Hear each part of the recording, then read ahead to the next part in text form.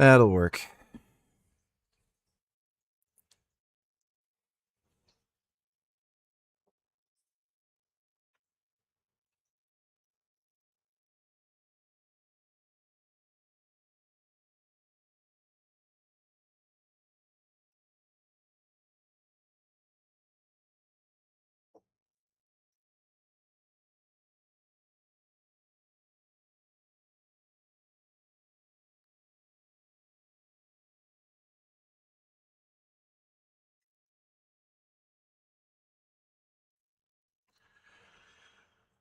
What up?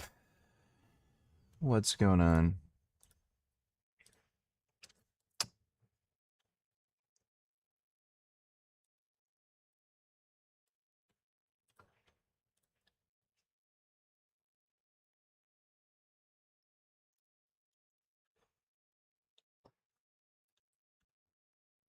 Could America? Wait. Are these the weird random tabs I have open? And then I had, Where's he getting it from? Yeah, where's he getting it from? So it could. yeah. I had these tabs. Yeah, that's the... Weird.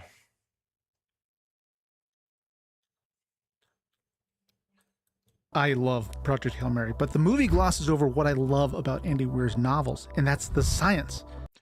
How am I doing? I'm doing just fine. Fine like wine.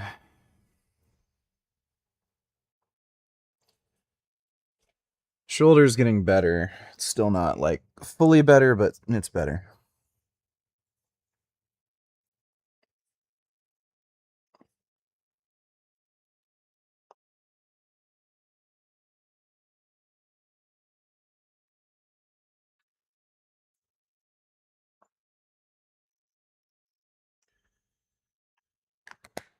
Just putting some non-steroidal anti-inflammatory cream on it.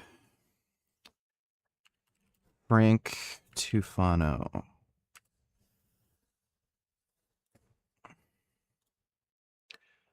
There's a new Frank Mint. I'm going to show you guys my occasional morning routine for omega-3. I should really be doing this about every 2 weeks, but I procrastinate a lot. So it's been a little while since we've had... Beef brain is not a good source of omega-3. So I don't know why you would eat that. There's also a chance you could get prion disease, so I don't know why you'd do that. Had a raw beef brain, and because of fish and ocean pollution, this is definitely the safest and highest quality. Yeah, the safest with mad cow disease and prions, right. Source of... Like, by the way, there's algae-based DHA supplements that he could be taking. So how would this be the safest? Like, it's just so fucking retarded. Let's see, dead rotting animal flesh that might be infected with prions that will give me, like, a degenerative brain disease. Fucking, like, basically fish paste that, yeah, might be polluted. Or just farmed algae that just has the fucking nutrient I want. Of omega-3 is just a very limited and rare item that we actually have in stock right now on Frankie's Strange Meat, because I think it's hard to find on the website. That might be why. It's under the eye and brain shares, and you can order either half of a brain or a cow's eye. It's also not too cheap. I think it's $15 or $20 for half a brain, but there's only one on the animal, and honestly, if we were like not a shadow ban and censored business, we'd probably sell for even more than that and always be sold out. So yeah, I get worried sometimes. It's been sitting in the fridge for about a week. I think it's a week now, maybe a little longer. It goes, because of the omega fatty acids, the brain is very unstable compared to regular meat, so it does spoil a little quicker. This is a little funky. Okay, yeah, he's literally eating rotten brains. Wow. Yeah, this is rotten. I'm gonna eat it anyway. It's not like completely bad yet. I should have definitely had it like... It's only a little bad. It's only a little rotten. I'm gonna eat it anyway. Like last week when I brought it home. So this is kind of a lot too. Yeah, it's funky. It definitely started fermenting, which the term is called rotting. That's what it is. It's rotting. I don't like. Sometimes it gives you a stomach ache and stuff, but like again, he could just take an algae-based DHA and EPA supplement. I'm gonna eat rotten cow brain. Because of the funkiness, I'm not gonna have as much as I normally would. I'll just maybe have, a quarter of half the brain. Like, he even admits eating this makes him sick. Like, this guy's so fucking retarded. Like no wonder he got that plastic surgery that fucked up his eyes.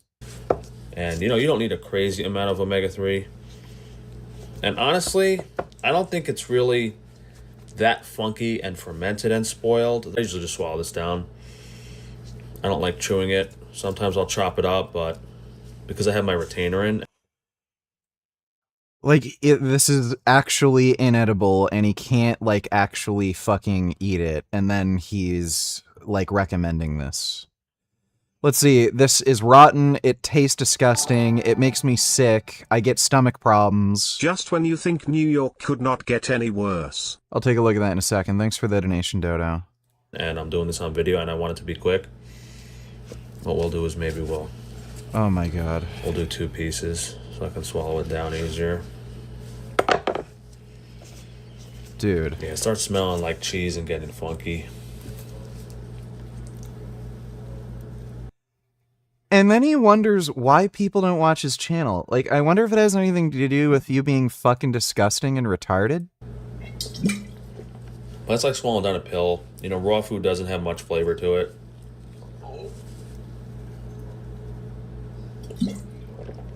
This guy is fucking I guess we're doing about retarded. half of the half brain, which is a quarter brain at once. Normally what I have every morning is the beef glandular powder, which does have omega-3 in it because I have the third eye blend, so I do get omega-3 every day normally. Yeah, so Frank's still retarded, I see. That's good to know. Now funding on Kickstarter, a brand new set of Halloween mask pins, vintage style pins designed by me, Neon. Check it out at Halloween. To read today, Geeky sent this over because of course she did. Of course she did. It's funny. This is coming from Kotaku. Sex doll company plans to create AI teachers for New York school district. Yes. I saw this and I was like, wait. Or what? How does... I mean, does anybody else have life-looking robot dolls? How does this work?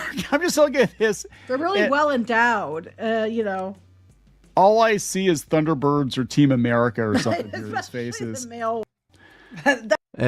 This fucking channel sucks, by the way. It's kind of crazy that they have this many subs. They have to be botted. So they don't even get that many views. Like, they do upload very frequently, but I don't know how the hell they have almost 700k subs and they get that many views per video. Like, it looks like they upload 2 or 3 times a day, but it's just such fucking slop horseshit. And like the dumb fucking cartoons, like it's just stupid shit people used to do on YouTube like 10 years ago. But yeah, their commentary is usually just fucking stupid. Well, thanks for the donation, Dodo. I guess the general public is not into math and science, but I am, and I think fans of this channel are too. So let's do the math and nerd out even harder than the novel does on relativity, mass ratios, and the astrophage infection rate. The movie mentions briefly that it takes him 4 years to get to Tau Ceti, but Tau Ceti is 12 light years away. So if you can't travel faster than the speed of light, how can you get there in 4? Well, that's where time dilation comes in. We can't. I'm starting to believe Frank is telling the truth about sitting in bed all day being sick. Yeah, there might be a reason for that. Yeah, could possibly have something to do with the disgusting rotten food he's eating. Somebody should tell him. Thanks for the donation, CDG has HIV. Can't travel faster than the speed of light, but something weird happens the closer you get to it. Time slows down. And if you keep accelerating, time keeps slowing down. Constant acceleration is like the eighth wonder of the world. If you can keep it up, it's like compounding interest. Extremely far away things become closer and closer because of this time dilation, which begs the question to me, how long would it take to get to Betelgeuse or the edge of our galaxy or the nearest neighbor galaxies? The answer is that we can travel anywhere in the universe within a human lifetime. Let's see it in action. Tau Ceti is 11.9 light years actually below us in relation to the galactic plane. But first, before we get to Tau Ceti, let's start with our closest neighbor. Let's start with Alpha Centauri and see what a hypothetical trip from Earth to Alpha Centauri would be like on the Hail Mary. This orange tube is not a wormhole. It's a representation of how fast time is going for our ship relative to Earth. We start the trip accelerating at 1.5 Gs. And we get up to relativistic speeds extremely quickly. After only 5 months of accelerating, we're already going more than half of the speed of light. And while 5 months have passed for us on the ship, time has already slowed down, and 6 months have passed on Earth. By the midpoint, we're traveling 97% of the speed of light. Kratos is going to be recast for the God of War series. I heard the guy, like, what do you mean, the live action series? I heard the guy filming the live action was injured. He hurt his bicep. Dude, that guy, like, I don't know what the fuck is going on with just casting in TV shows and movies. Kratos recast.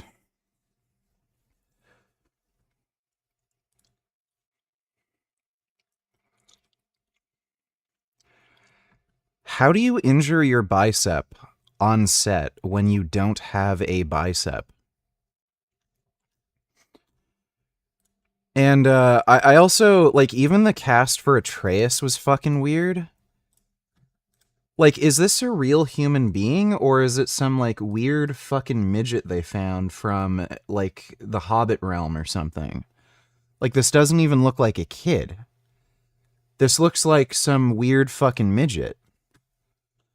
But yeah, the dude they got to play Kratos is, like, unfit, not muscular. Not even anywhere fucking close to what Kratos looks like in the fuck. Like, I don't even fucking care. Like, hire a black guy, hire a fucking Indian guy, whatever. As long as he's, like, bald, bearded, and muscular, he's gonna have paint on anyway. And then they hire some, like, fucking unfit kind of fat dude. Like, there's not a single fucking actor in all of fucking Hollywood anywhere that is roughly as muscular as Kratos to fucking cast. There's only, like, a fat bald dude who doesn't work out. So, yeah, like, hopefully they just choose a better cast, period. But, kind of weird how just that one onset injury made him be recast. It's almost as if they wanted to get rid of him to begin with. And 1.5 years have passed on the ship, but more than 2.5 have passed on Earth. If we want to come to a stop at Alpha Centauri, it's here where we have to flip around and burn to slow down. And our time dilation will start going back to normal as we slow down to normal speeds.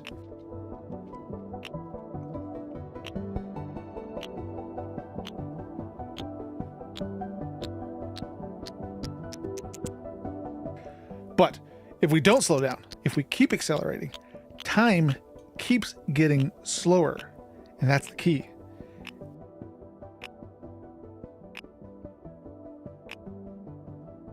As we keep accelerating, our velocity tapers off because we can never get past the speed of light. It's asymptotic. We just keep adding 9s to our 99.9 whatever of the speed of light. But the What's wrong with all these new actors in Hollywood, VG?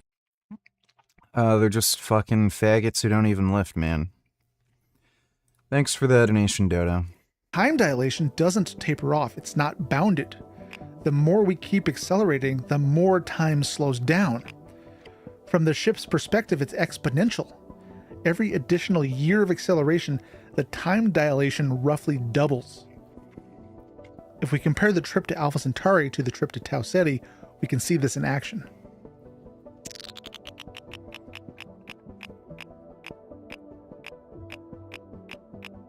The trip to Tau Ceti only takes about 1 year longer than the trip to Alpha Centauri, even though it's 3 times farther away.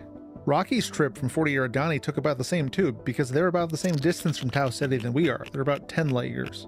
So the time dilation is pretty much the same if they took the same flip and burn profile, which they didn't. But to really see the power of this, we need to go much further. Betelgeuse is about 500 light years away. And with the same level of acceleration, the trip would only take 8.5 years. At the midpoint, we will reach 99.999% of the speed of light. I've scaled up the travel lines, but as often the case with cosmological distances, things are getting hard to see. To really understand the exponential nature of this, we have to change the way we're looking at this. We've got to move the stars around here. Let's compress everything based on how long it takes to travel to them. In order to illustrate that, let's add in some more stars, like the Pleiades cluster, which is a famous star cluster slightly closer than Betelgeuse, and the Orion Nebula, which is 1,000 light years further than Betelgeuse. And when we engage our time dilation, this is what happens. Remember, the farther away an object is, the more time dilation affects it. So the Pleiades and Betelgeuse are only slightly further than Tau Ceti and Eridani, and the Orion Nebula, which was 1,000 light years further, is now just slightly farther than Betelgeuse. Betelgeuse took 8.5 years to get to, and the Orion Nebula only takes 9.5. And you can kind of now see how it's getting squished up around the edge, and that's the same thing that's going to happen for the rest of the stars in our galaxy. Our entire galaxy becomes a squished shell right on the edge of our doorstep.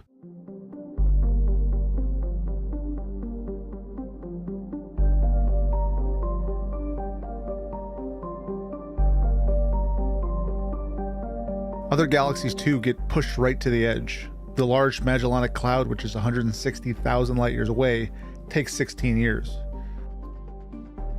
Okay, Dodo wanted me to watch that. It's a little boring after a few minutes.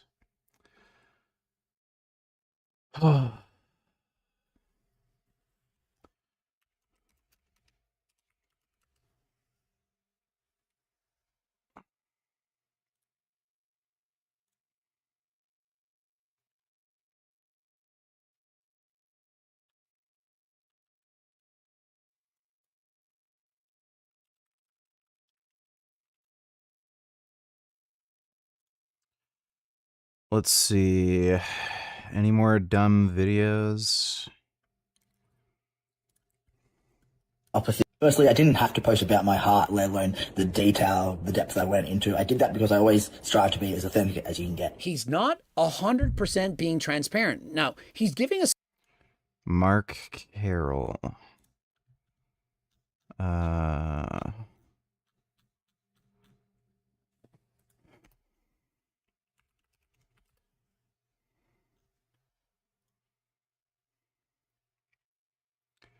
This guy. So apparently this dude had an enlarged heart, and Greg like supposedly is attributing this to steroids. Like, I have no idea what this guy is necessarily taking, but generally speaking, the dudes who use 19 Nors very frequently, like year-round, they're at way higher risk of heart enlargement. It's just what 19 Nors do. Entirely possible that this guy just fucks around with a lot of tren and pretty consistently, and that's why he had the cardiomyopathy. Some people are just genetically prone to it as well. There are people who don't take steroids who get cardiomyopathy. And another thing here, too, is this guy's talking about struggling with his weight for a while. It is entirely possible that his diet is more to blame for some of this, and also some of his other lifestyle. I can tell by the guy's voice. He very likely is a smoker and drinker. And smoking and drinking also cause cardiomyopathy and also just congestive heart disease. I don't know if this guy has issues with smoking and drinking, but again, judging from his voice, entirely possible. But yeah, like this guy was overweight for a while and struggling with diet and exercise. And just from hearing the guy talk. And I get up at 3 a.m. to go train, so it's been a long day. But I'm out, getting my steps done despite being. So who knows? He might have, like, alcohol and cigarettes might also have played a role here. Johnny Skywalker, he had heart failure due to I think he definitely had cardiomyopathy, and I think he also had a heart attack along with it. Johnny Skywalker abused 19 Nors. He was taking Tren year round, and he also smoked and drank. So not only are you taking a steroid year round, which causes cardiomyopathy, but on top of that, you're also taking drugs, which also cause cardiomyopathy and congestive heart failure. So, like, again, this, like, who the fuck knows? The problem is, this is n equals 1. Like, it's just an anecdote. So, it's very, like, this is why I don't think there's ever been, like, a confirmed death related to steroids. Like, you can only say steroids were probably a contributing factor, but like it's just hard to say because people get these problems without steroids, and there's plenty of people who blast fuck tons of gear and then never have these problems. So who the fuck knows? But yeah, likely steroids played a contributing role, and also his diet and lifestyle also played a contributing role as well. A lot of information, but not all of it. But I'm here to finish it off.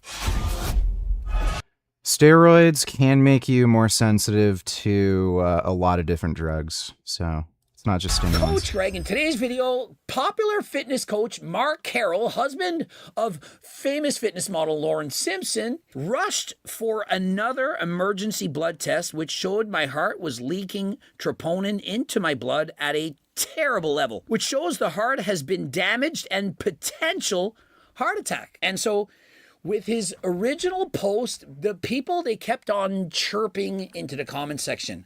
Was it, in fact, a jab? Is it the abuse of performance-enhancing drugs? And so today, I'm going to tell you By the way, Greg has taken performance-enhancing drugs for fucking how long? Since he was in his early to mid-30s. I think he started at like 32 or 33. And he's still technically on them. He's on like HRT. But yeah, he didn't like go on just TRT until fairly recently, just a few years ago. So you're talking about like what would that be? Nearly 20 years? And like he's at least never shared that he's had any fucking health problems related to performance enhancing drugs. Like he showed his blood work, he always talks about how healthy he is, like he's in great shape. But again, Greg has always been in great shape. He's never been a drinker, never been a smoker, always stayed lean, always had a consistent diet. React to this fool. Always did cardio, and then what do you know? He hasn't had any health problems. Let me see. 275 for 9, close 10.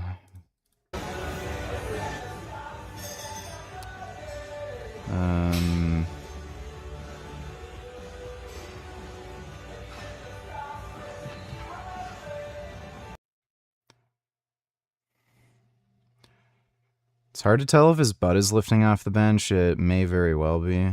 Like, probably is. These look like they're all zeros. I don't know what I'm really supposed to say here.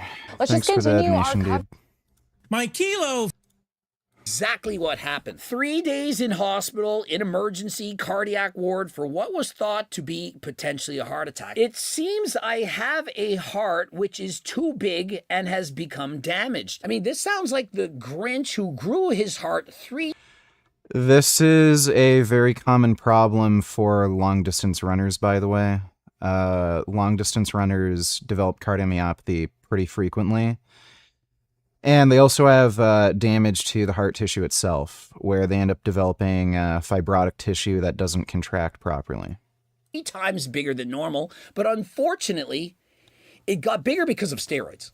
I mean, did you think I was going to say it was the jab? The guy admittedly abused steroids in his 20s, and honestly, I do believe he's still abusing them to this day, but being disguised as HRT.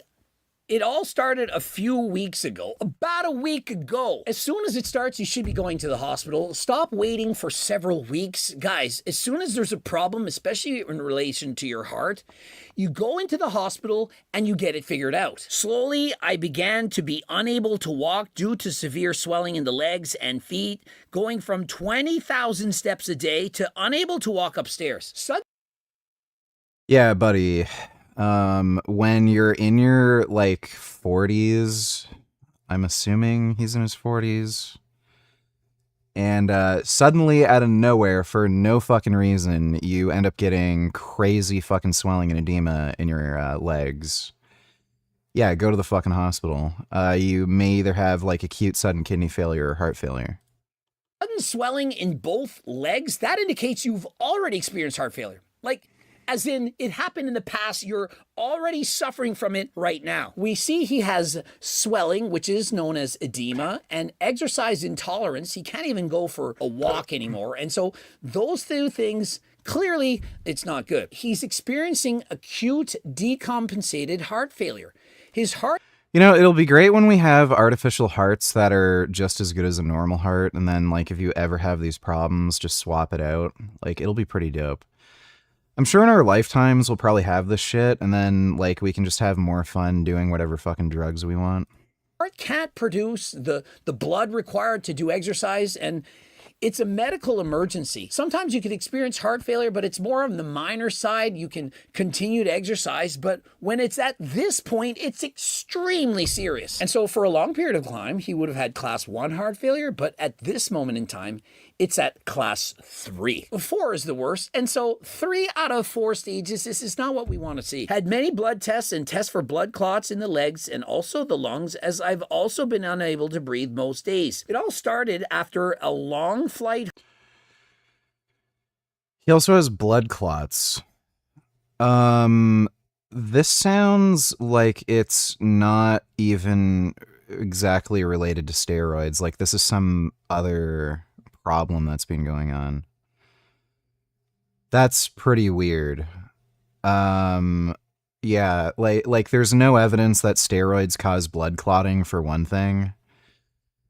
I haven't even fucking, like the only time I think I've ever heard of, like, bodybuilders or anyone, like, getting a blood clot is when they're dieting for a show and they're taking diuretics and they're super fucking dehydrated and shit.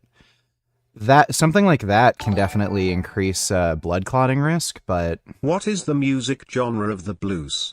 And what would you call an adult human male? The word for those, please, Richard. The blues, man. Thanks for the donation, 21st.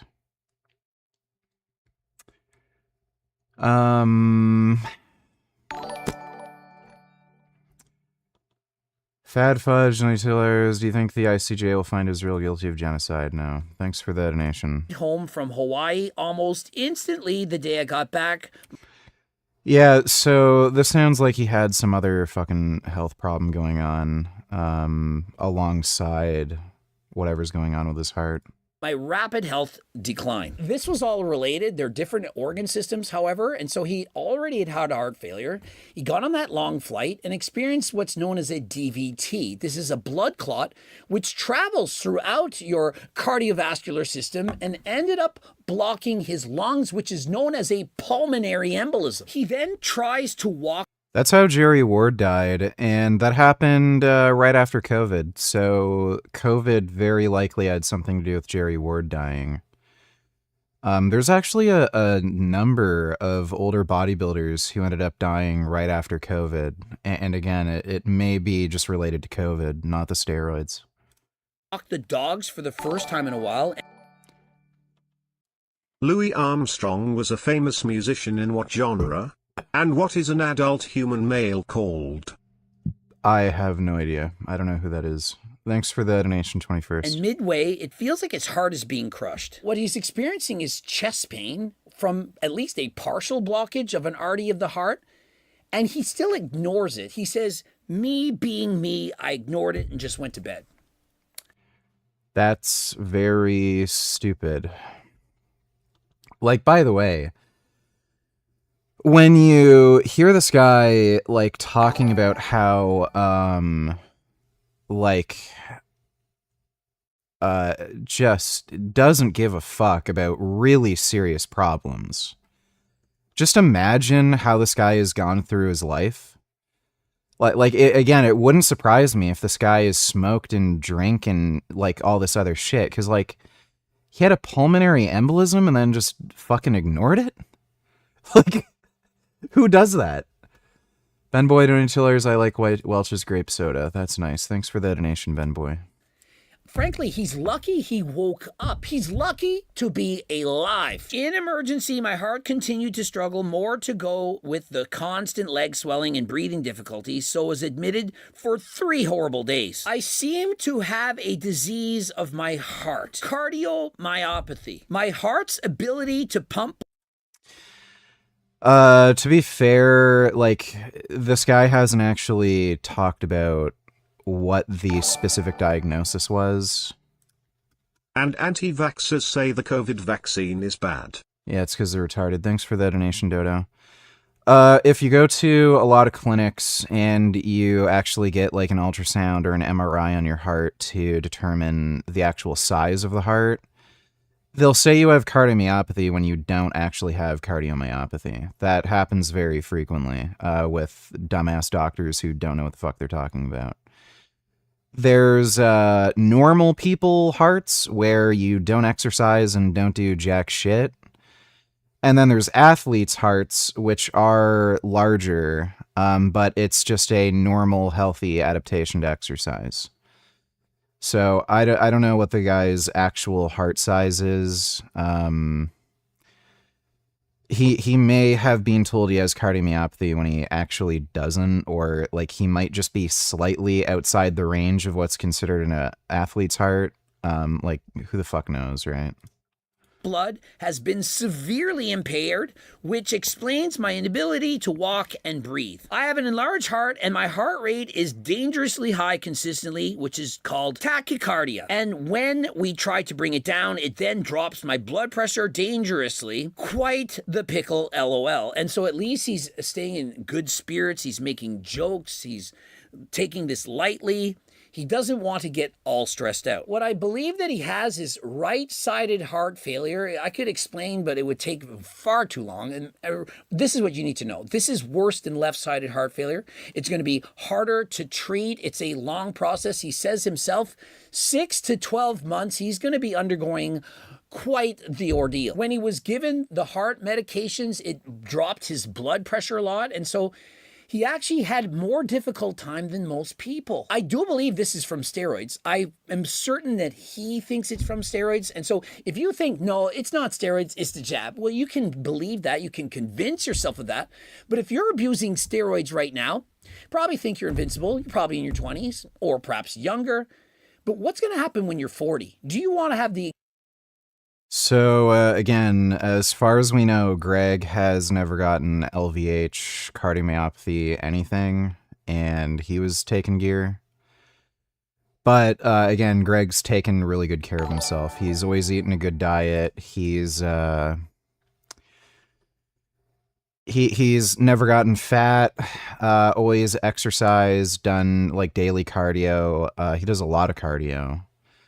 So I have no idea how this guy lived his life, but just again, based on how this guy is saying, yeah, I had a pulmonary embolism. I didn't bother going to the hospital. I had leg swelling and everything. Didn't bother going to the hospital. Didn't care. Just went to bed. And, like, this guy's admitted that he's had weight problems and stuff for a while. Like, that sounds like this guy has just not been taking good care of himself. Very likely smoking, drinking, or taking party drugs. And then, like, we're going to blame it on the steroids for his problems. Exact same thing happened. You're married, you have a beautiful wife, a family, a child. Do you really want to cut your life short? If you want to get your blood work done, you can, of course, go... Like this, like, I'm looking at the guy's photos, too. He's not even that big. Like, he looked, like, in really good shape and muscular, but he's not, like, fucking big. To Algo RX, you can get your sound of your... I'd be pretty surprised if this guy needed to run over a gram of gear to get like this. Like, pretty fucking surprised. Heart. If you're... Dodo, $22, let me see.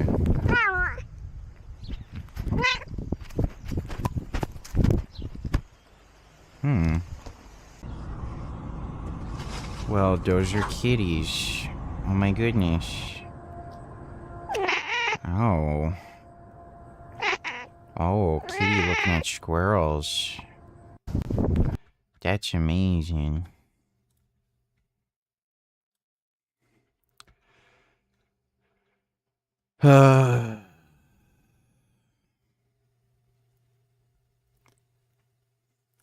Need Miss Rachel Griffin accusers to explain what genocide means in a post-ceasefire war world.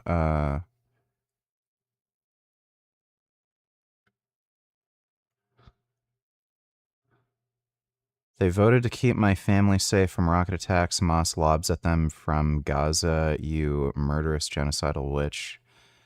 Including their very tiny kids about whom you obviously couldn't give two fucks. The fuck do you think you are? You're a kid's entertainer taking Qatari money to spread blood libel. Your lane is this wide. Yep. Dude, Miss Rachel is just such a fucking piece of shit. It's really too bad we live in a world where this kind of horseshit doesn't just ruin your fucking career. Like, what a fucking cunt. I hope she falls down a set of stairs. Just total bitch.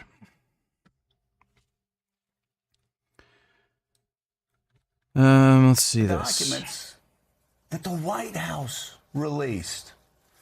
Russian actors have circulated narratives about voter fraud resulting from mail-in balloting and called some U.S. primary voting processes rigged by the Democratic Party, where basically the intel community, and this was Donald Trump's intel community in 2020, admitting that Donald Trump was using Vladimir Putin's talking points. The Russian government are advancing narratives with U.S. officials and other prominent persons as well online. These figures.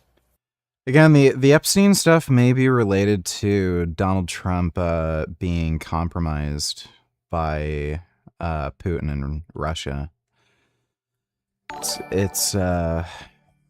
Like, why? I don't know why the fuck everyone's a completely brain broken fucking retard and they're thinking, Trump raped a fucking, like, toddler.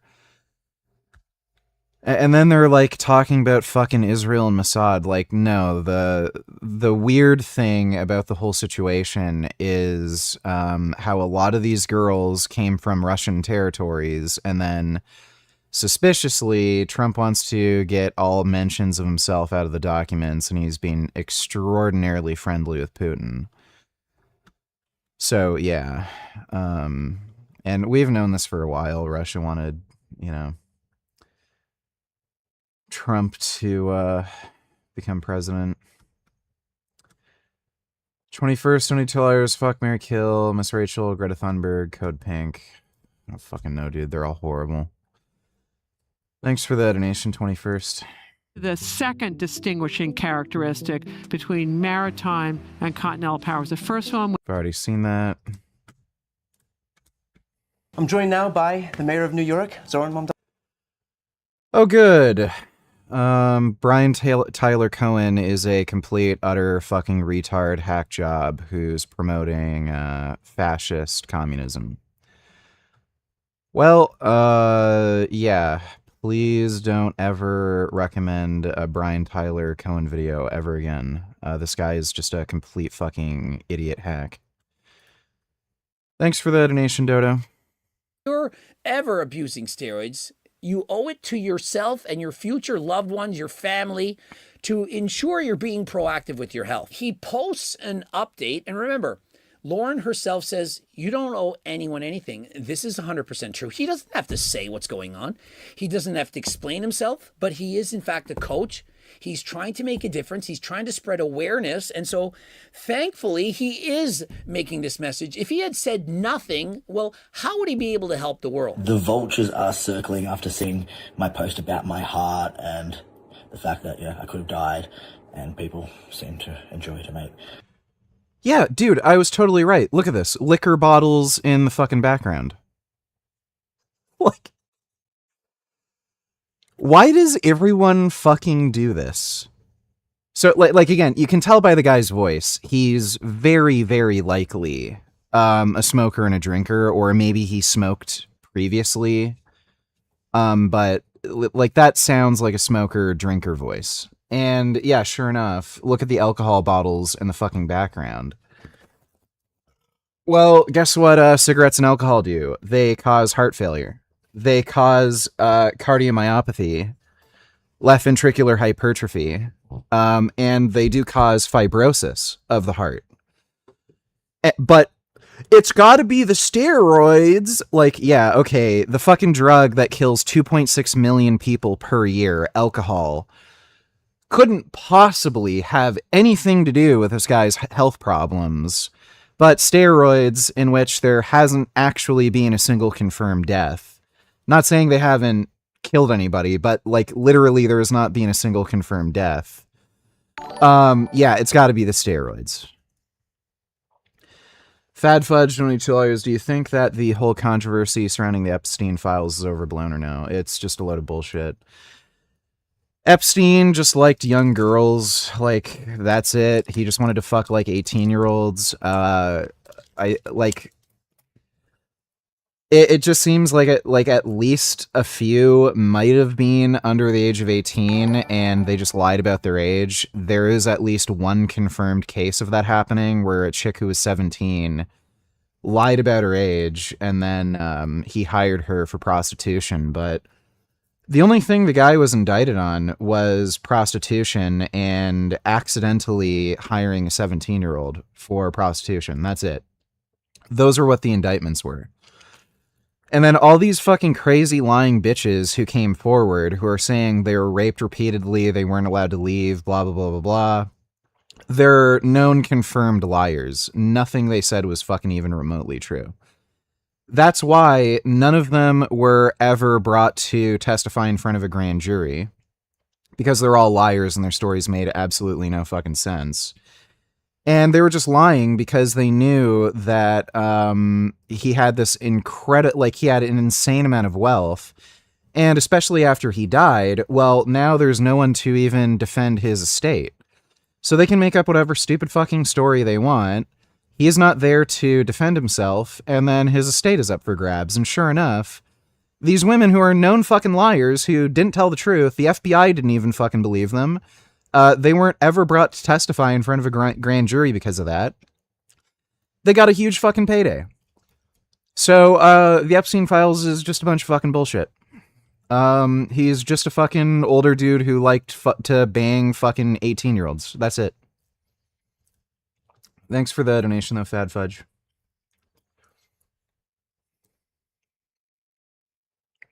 Dodo donated $2.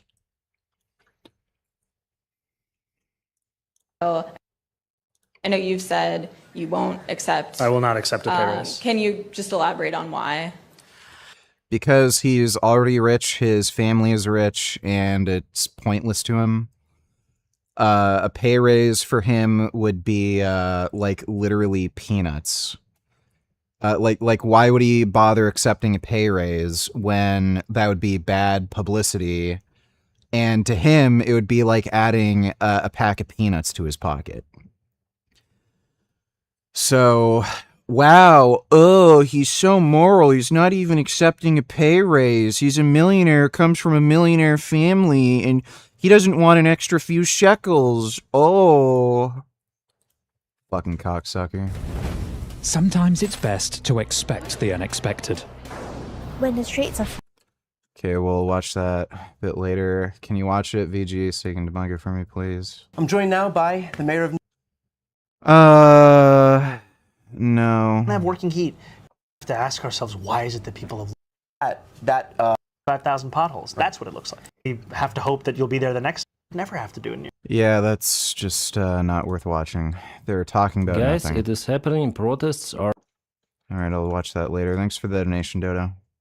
A lot of misinformation content about that. By misinformation content and vultures, I don't know exactly what it's referring to, but I would hope that he's I don't know, people like you? talking about the people that think that this is just from a jab. If you have a guy who has admittedly abused steroids in his past, and has a physique like this, has done before and after transformation, and is admittedly still on testosterone, and you try to act as if it's probably not the steroids, that it's something else, that is the misinformation. Now, if you think that I am hating on him in this video, then think again. I'm trying to convince you, the viewer, who's watching this right now, to be careful with your steroid doses. Remember, I abuse steroids. Imagine if this was me. I'm 50. I could have the exact same thing happen right now. How would I feel about that? I would hate it. It would suck. You can't have a do-over. Are you getting smogged out? Haze in the air? Bad air quality here near Toronto. Filled with particulate less than 2.5 microns that go straight to the bloodstream and brain. Are you sure that it isn't the government burning all the Epstein files? Yeah, I'm sure. Thanks for the donation. There is no going back in time. And so you need to do everything right the first time. People are saying YOLO. You only live once. Yeah, you only live once. And so do it the first time because there is no second chances. Yeah. And it makes you question, why give a fuck either way? If we're all gonna die either way, live life the way you want. Whoopee fucking diddly do. Firstly, I didn't have to post about my heart, let alone the detail, the depth I went into. I did that because I always strive to be as authentic as you can get. I like to own my wins, but you also have to own your losses.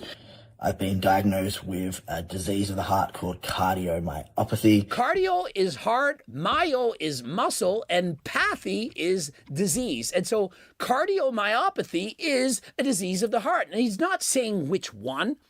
Cardiomyopathy is a bunch of different things. We don't know exactly which one it actually is. Right now, my heart has an impaired ability to pump blood effectively around the body. And the more specific term is hypertrophic cardiomyopathy. So I've had a thickening of the wall around my heart. When you use steroids and or growth hormone, your heart is going to become thicker. No, it can become thicker. It's not going to, it can.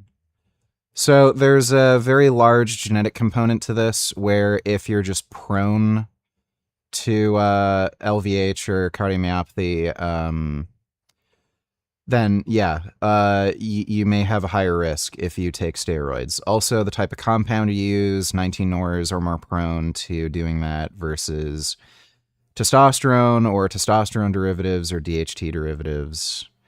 And obviously the dose you take for how long, that all plays a role. But there are plenty of high-level professional bodybuilders who are absolutely fucking massive, huge, jacked as fuck, like 300 pounds, and they don't have LVH or cardiomyopathy. So, again, Greg is a fucking retard, saying you will have this happen to you. Okay, well, why haven't you had this happen to you? You were taking steroids, right? So why don't you have heart failure? Oh, it's almost as if you're a lying fucking retard. Left ventricular hypertrophy, this is the most common. We've already stated that he... And again, by the way, you can take drugs to prevent this. Like, I'm on telmisartan, which is an ARB, because it's particularly good at preventing LVH. So, again, if you take like drugs prophylactically, like telmisartan, you may avoid that. May alone be enough to avoid that problem entirely. On top of that, just making sure your diet is clean, making sure your blood pressure doesn't go through the fucking roof. Blood pressure is a huge risk factor. Smoking and drinking is a huge fucking risk factor, and I'm pretty sure this guy has at least been drinking. There's literally bottles of alcohol in the background of his fucking videos. So, yeah, if you can keep your blood pressure low, like in the normal range, if you take something like telmisartan prophylactically to prevent LVH, eat a clean diet, don't smoke and drink, the risk is going to be lower versus somebody who doesn't take these precautions. He has right ventricular hypertrophy, but he most likely has both. This is not good. It's not what you want, but it's very likely, as in it's almost certain going to happen if you abuse steroids. Signs of this, shortness of breath, which is why I struggle with my breathing, and also severe swelling in things like your legs, hence my inability to be able to walk much these days. Classic right-sided heart failure, and one of the number one causes, left-sided heart failure. And so almost certainly both sides of the heart are not doing good. And on top of that, most likely, steroids is the cause. No, you can hate me. Yes, definitely not alcohol, drinking, smoking, not monitoring his blood pressure, being overweight, not exercising. None of that could possibly be blamed for it. It's only steroids. It's funny how Greg has avoided these problems when he doesn't smoke, drink, has kept a healthy body weight, kept his blood pressure under control. But yeah, it's always the steroids. If anything bad happens to anybody, it's the steroids, regardless of any other thing they do. Oh, how dare you say it's steroids? How dare you make this video? I'm trying to stop you from doing the same thing. I also have currently this thing called tachycardia. So, again, how does Greg explain not having the same issue? Like, it's so stupid. Where my heart rate is extremely elevated constantly. And yeah, it's a real struggle to get down. And yes, that's also very dangerous. And so clearly, tachycardia, the heart rate's high all the time. This is not what you want. Tachycardia is over 100, right? Yeah, it's over 100 at rest. That's pretty fucking high. I think the highest I've ever had my resting heart rate was like just low 80s. It might have been like stress related and stuff. I have a very low resting heart rate. It's 48 to 50 typically. When I'm racing bikes, my heart rate is elevated. I'm pretty sure height also affects resting heart rate. The taller you are, I'm pretty sure the faster your heart rate is. Imagine if my heart was always elevated, acting as if I'm in a Zwift bike race 24 hours a day. That wouldn't be good. Your heart, it needs the time to relax. It can't be constantly beating this quickly. And so he's suffering from a heart that's beating way too fast for his own good. Now, good news. We had a CT scan done of my heart. Just random vids on e-tellers. Let me see. It's a polar bear. My goodness. They're not fringed, then why are they fringe-shaped? That's pretty good.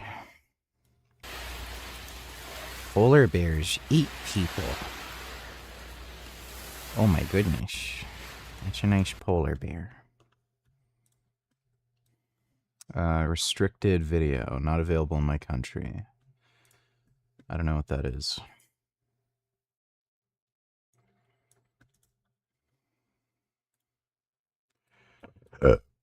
I think I'm in love with my new Meta PC Killdozer. Ooh, yeah, you look so good, babe.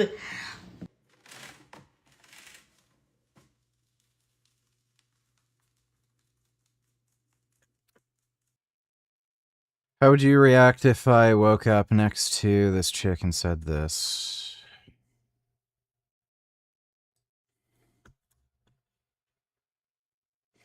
If you woke up to this chick or I woke up? I had such a great date last night. I truly have never felt a connection like this before. So while you were sleeping, I went through your phone and I went to your Instagram and unfollowed every other bitch and messaged them that you have a girlfriend now. Great. Thanks for the donation, dude. John Doney Teller's Tiger Woods is so funny, dude. Lol. Let me see. Great. They put basically dye through my heart, and my arteries are actually all perfect. So his arteries are not perfect. This is ridiculous. I mean, perhaps they didn't explain it to him. I mean, it's good that they're not horrendously bad. There's no calcium. It could very well be the case that he doesn't have any detectable congestion in his arteries. Entirely possible. So I don't know why you'd say that's just plain not true. Score passed in the thousands, but it's not perfect. Funny, because in my CT scan of my heart, I have zero calcium buildup, zero plaque buildup. I have a perfectly healthy heart on a score of 0 to 100. The test is wrong. If he actually got a proper test, he would know that there is some plaque formation. I mean, how it is not a guarantee. You can look at people throughout like risk factor scores. Even in the highest category of risk factor scores, like smokers, drinkers, people who are overweight, you don't see 100% of them having coronary plaque. It becomes much higher, but it's not 100% guarantee. Exactly would he have received a pulmonary embolism? The plaque, it forms, breaks off, becomes a thrombus, and moves throughout the body and gets lodged and blocks off the circulation. And so there is no way possible that he has perfect blood vessels. Add to that, he's 40. Even if he wasn't using steroids, eventually the blood vessels, they close over. And remember, if you go to AlgoRx, you get your blood work done. Greg doesn't know what the fuck he's talking about. Eventually is going to happen. Weirdly, my heart is perfect in some ways. So where people have heart attacks, they have blockages. I literally have a perfect heart. I just have a condition where I've had that thickening of the heart. What's the cause? Number 1, genetics. Number 2, potentially steroid use. Potentially steroid use. No. Yes, potentially steroid use. He doesn't have an identical twin with the same genetics who didn't take steroids but had the same lifestyle. Like, again, where you can only assume there's people with steroids that don't have LVH. Steroid use. It's not. Can you not do? No, thanks for the donation. We need to stop downplaying the things that have actually happened. Like drinking and driving. If you are drunk behind the wheel and you crash, you can't say potentially it might have aided in having me crash. No, it did aid in having you crash. If you took steroids, it most certainly made your heart. No. Why do women always try to make you feel bad? I don't know. Thanks for the donation. Worse. Even though I've said this many times, I don't know why people act like I haven't. You know, in my early 20s, I was a wannabe bodybuilder. I was doing bigger steroid cycles. I was obviously not a very good bodybuilder. Lost my hair. Notice he says bigger steroid cycles. People don't want to lie. He's doing steroid cycles right now. You can argue that he is not. You can say, oh, Coach Greg, how do you know? I can tell by looking. Let us examine his before and after transformation. Do you really think he's blasting steroids right there? In that off-season photo, does he look like he's abusing steroids? Now, in the after, does he look natty to you? Do you really think he's been on low doses of HRT? Let's call it 100 milligrams. Just random vids, no tellers in case this link doesn't work either. It's the New York Mirror watching the World Cup finals, the inmates in Rikers Island.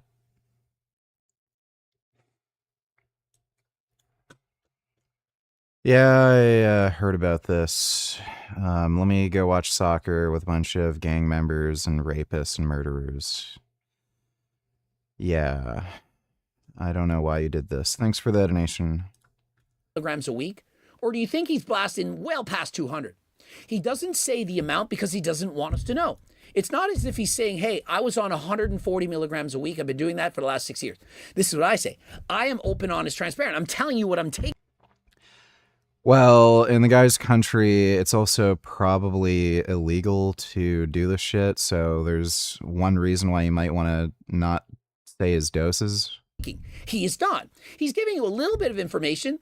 I've been taking tests, but he's not saying exactly how much. By the way, what's funny is, what are the chances this chick doesn't take any performance-enhancing drugs? Like, she's a fitness model. Even fucking bikini competitors in the IFBB are taking things like Tren. So it's like, my God, dude, he just can't be fucking honest. Like, just, yeah, say steroids are the worst fucking thing you can possibly do. Doesn't matter if you smoke, drink, whatever. If you do steroids, all your fucking health problems are due to steroids. Buy turkesterone instead. Like, I'm just waiting for the fucking plug. Those things I did then, those actions have consequences most likely now. And even though I'm having the problems now, I don't do the things that I used to do when I was in my early 20s with bigger cycles. Let's say in his 20s, he was doing test, Tren, and EQ, and Anavar and D-ball, as well as growth hormone all at the same time. And now he's just using test. It doesn't mean he's not abusing. Just because you're only using testosterone doesn't mean you're not on an abusive dose. He's not saying... How do you define an abusive dose, Greg? You could take very high doses of testosterone. If they're not causing any problems, then by what definition is it abusive?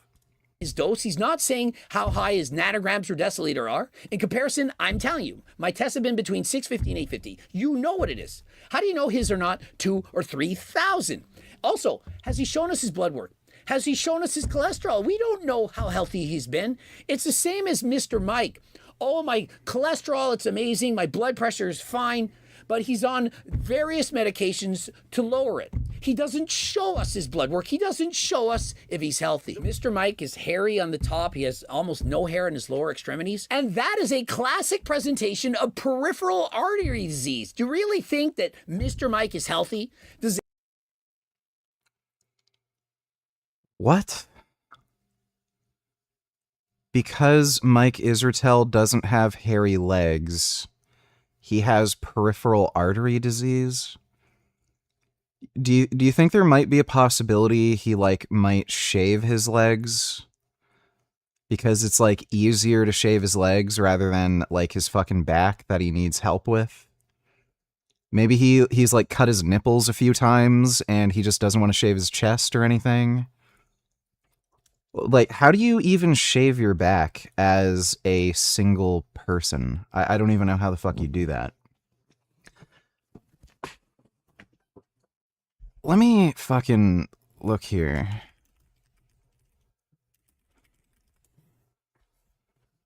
I unfollowed him on Instagram because just the content he posts are just pure fucking garbage.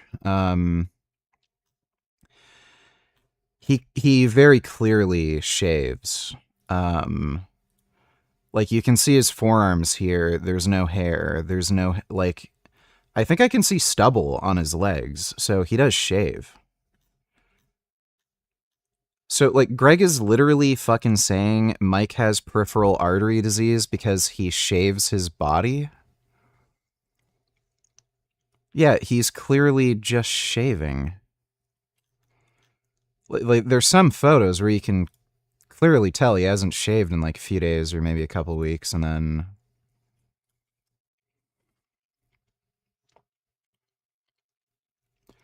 But yeah, like there, that photo in the gym, he's normally extremely hairy, so he just got shaved or waxed or whatever. I don't know if I can find any photos where he's like got hairy legs or anything. Jesus fucking Christ. What the fuck is with this guy's stomach?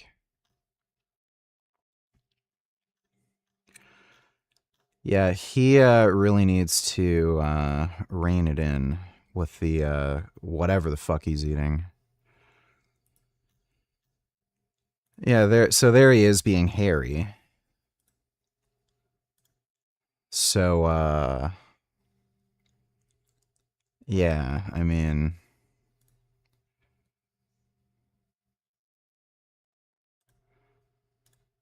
trying to find ones where I can see like any hair in it. He might just be lazier with shaving his upper body just because it's harder.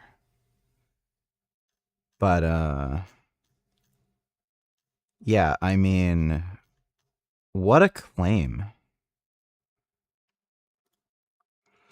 And again, like, the idea that Mike's fucking health problems are primarily due to steroids and him not being, like, a fucking gluttonous retard who eats like a fucking idiot. So, yeah, that's Greg. He can tell somebody has heart disease or artery disease because they have shaved legs. Does anyone think Mike is going to make it to 50 without ending up with something like this? These days, yeah, I just take testosterone and I have the same amount of testosterone for the last 3-4 years. I just take testosterone and it's been the same dose for the last 3 or 4 years. Really. And so in his early 20s, I don't know, is he 40 right now? And so 15 years ago, I was on abusive doses, but for the last 3 or 4 years, I'm on the same dose. What if the same dose is 500 milligrams a week? He doesn't say what it is. And so you can't. I don't know what it matters what the dose is. That doesn't mean you have LVH or any kind of heart problem due to the dose. Put all of this on what happened when you're in your 20s. And so what does he need to do right now? Can he still take HRT? Yes, but it needs to be low. 100 milligrams a week, max. He doesn't want to risk it. I'm on 140.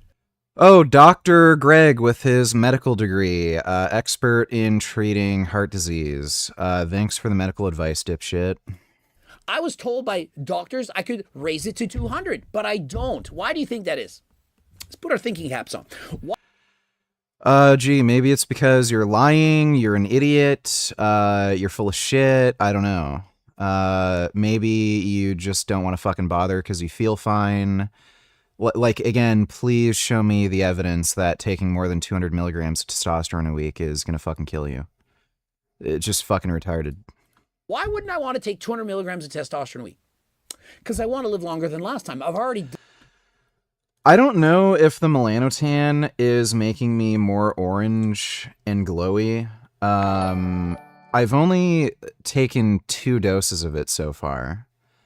It might be working quickly. Like I am darker to begin with, so it might, like, usually with melanotan you need at least 5 doses of it to notice darkening, but I already have darker skin to begin with, so I don't know if that affects it. I did change my camera's white balance settings. It was kind of a little too blue, so that might be it. I don't know. I'm not entirely sure. What I do know is I like melanotan. Gives you crazy fucking retard erections and helps you sleep, which is nice. Dodo, don't need $2. Watch this entire vid later. I found a weird guy. He's actually... Nope. Thanks for the donation, Dodo. Done abusive doses. I did them for 10 plus years. Does that sound healthy to you? And so if I continue to take higher doses right now, let's call it 250. I could say... By the way,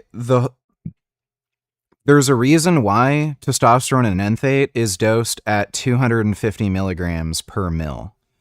It's because that is the expected dose you're supposed to take on testosterone replacement therapy. That is why they have the dose in that concentration. You're expected to take that dose over the course of a fucking week. 1 mil per week, 10 mil vial. The vial lasts for 10 weeks. And then you make adjustments to the dose based on patient needs, so more or less. But, like, Greg is making this sound like, oh my god, 250 milligrams a week, that's so much, you're gonna fucking die.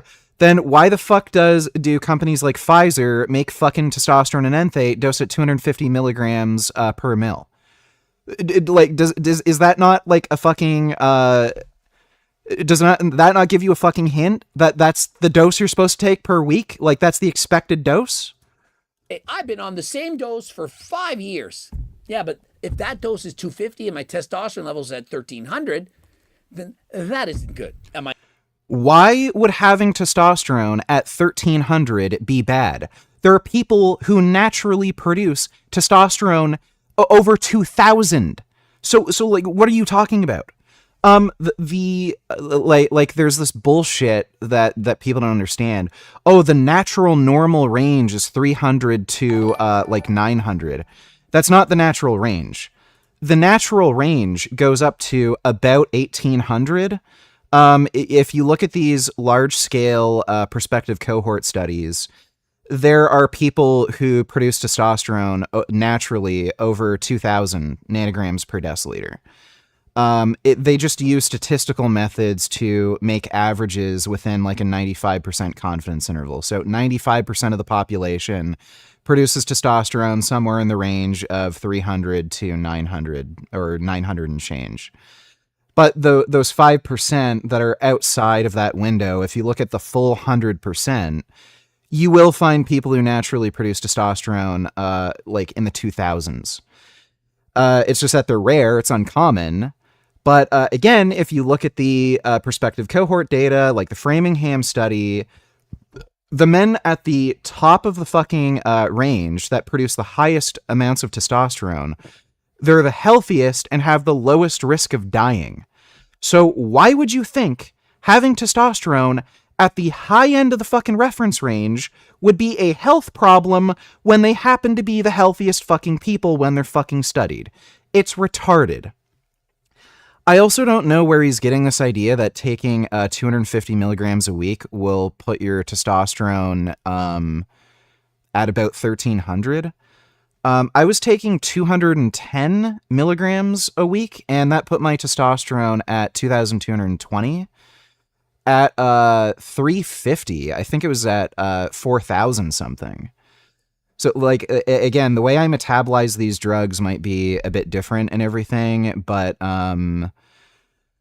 yeah, you would expect much higher levels than 1300 if you're taking 250 a week.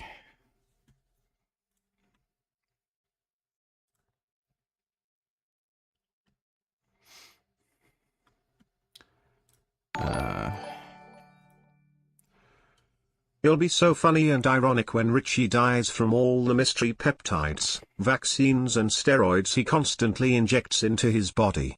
People like me can see that from a mile away. While you're 100% convinced these unnatural substances are good for you. Yeah, whatever. We're all gonna die anyway, so it's not like there'll be anyone left to even fucking care. Thanks for the donation, though, 21st. Might feel good, I might look amazing, but what's happening on the inside, I will never know. The doctor thinks something set it off. So that's not true. The easiest way to tell if you have heart enlargement of any kind, so LVH, cardiomyopathy, thickening of the heart wall, left or right side, is by getting a echocardiogram. So what happens is if the heart wall becomes too thick, electrical signals end up having trouble passing through, and then that'll get picked up on an echocardiogram. So if you're on steroids, your echocardiogram measures kind of funny.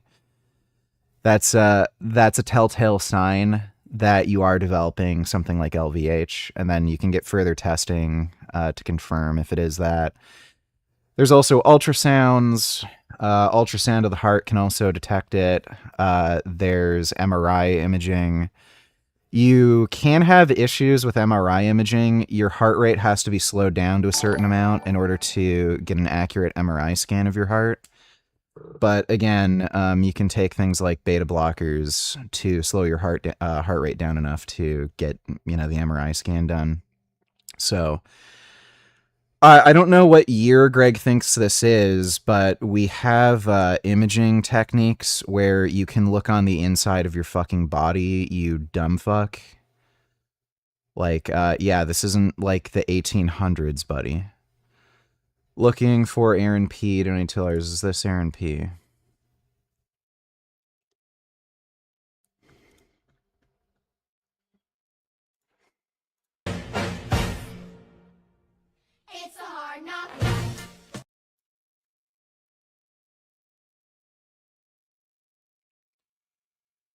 No, I don't think that's Aaron P.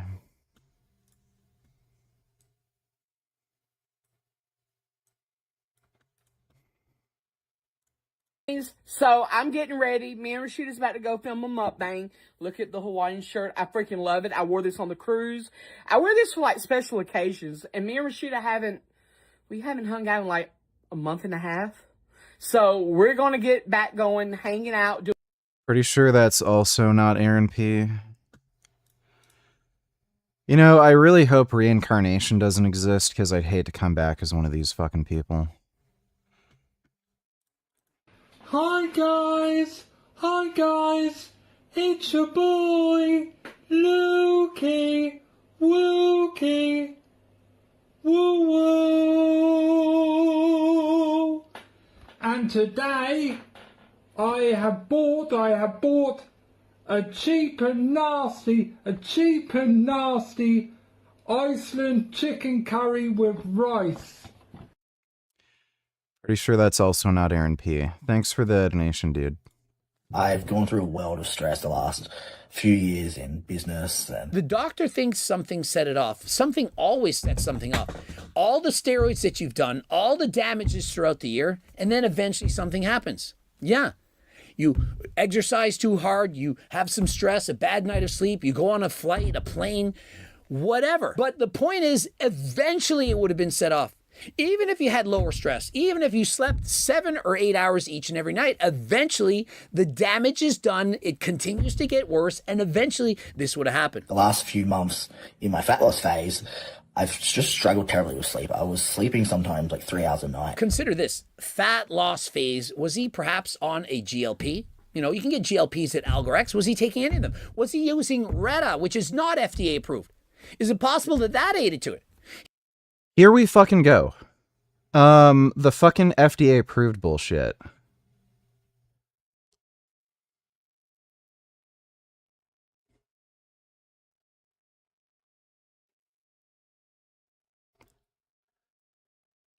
So, this doesn't even make any sense given the context of the video. Testosterone is FDA approved. Nandrolone is FDA approved, which is very similar structurally compared to Tren. This guy was probably taking Nandrolone at some point. So testosterone is FDA approved. Nandrolone is FDA approved. Anavar, I think only just recently came off the FDA approved list, but for the last like 40 years, it's been FDA approved. What else? Anadrol is FDA approved. Halotestin is FDA approved. So like practically any fucking steroid cycle you go on, you're going to be taking FDA approved drugs. It's just that you're in all likelihood getting them from the underground market, but same fucking thing. It's the exact same fucking drug. So Greg is saying, oh, maybe you taking FDA unapproved drugs caused your fucking heart problems. Well, how could you make that argument when the fucking steroids he admitted to taking are fucking FDA approved?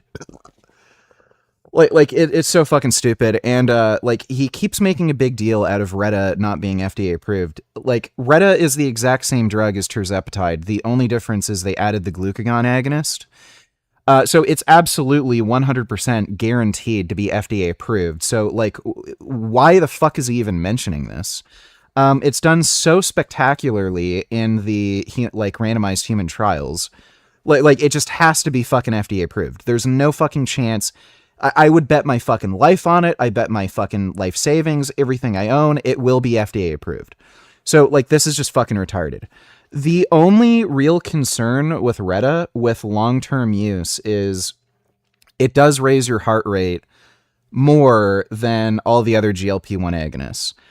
Now, that may be a concern if you're going to be using it indefinitely, lifelong, without ever stopping. There's some people who absolutely need to stay on these drugs lifelong without ever stopping. So maybe something like semaglutide or tirzepatide may be better to switch to after you've experienced the weight loss required on Retta. There's actually going to be... I think the data for it is going to be published in 2030. Whether or not the heart rate increase on Retta actually is a health concern. There, like, again, there's some debate over it. It may just be a benign metabolic effect that has no fucking, it just doesn't make a fucking difference. And again, like everything else, there could just be a very simple trade-off with these drugs. So the heart rate increase may, like, in an isolated fashion, increase risk of heart disease. But because of all the fucking weight loss benefits, the benefits to insulin sensitivity, the benefit to lower cancer risk, the benefits with cholesterol lowering, it ends up canceling out. So even though as an independent risk factor, the increased heart rate is a problem, because of all the other fucking benefits it has, it ends up canceling out, not being a fucking problem. Like, Greg has no fucking idea. So, like, why the hell is he speculating that retatrutide, which again, only, like, you could only even get on the peptide market, like, in the last fucking, like, year or two? Why is he saying this is what caused his fucking heart failure? Like, what a fucking asshole. Dodo donates $2, let me see. Putin, last night, Donald Trump released declassified documents as his own intelligence community identified Putin as personally running an operation to defeat my father in 2020, built around fake Burisma, corruption scandal centered around me and executed through prominent Americans. Trump tasked his personal lawyer, Rudy Giuliani, to fly to Kiev to meet a known Russian agent. Americans ran, laundered, and legitimized the operation. Donald Trump, Rudy Giuliani, blah, blah, blah.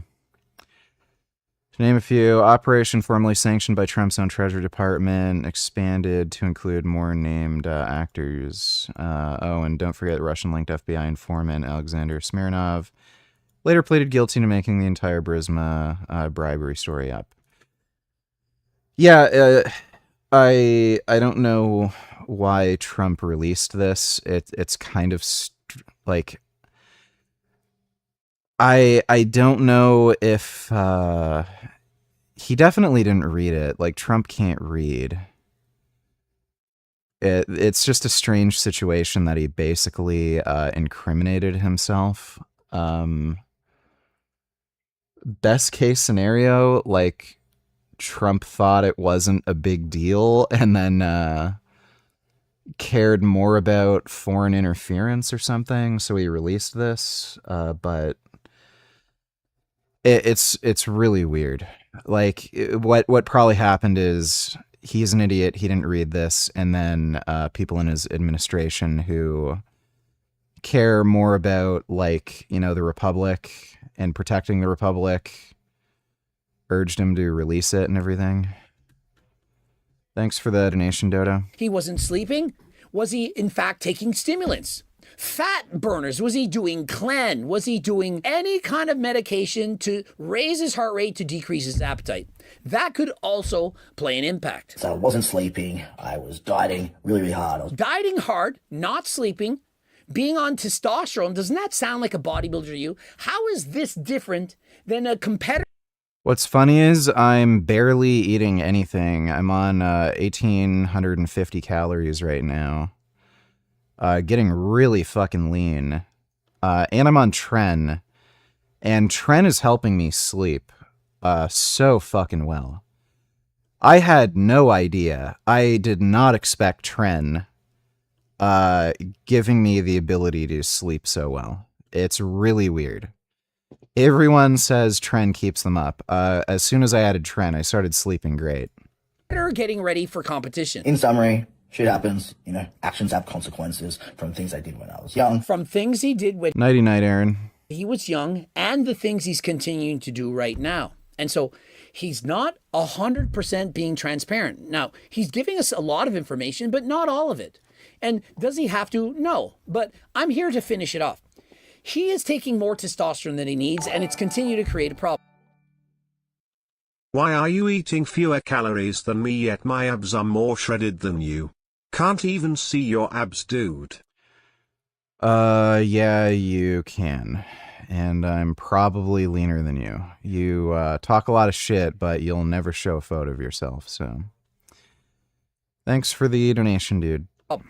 We've seen it with Cali Muscle. He was abusing steroids when he was younger, and then he lied about it, saying, no, I didn't use steroids, got mad at Coach Greg for calling him out.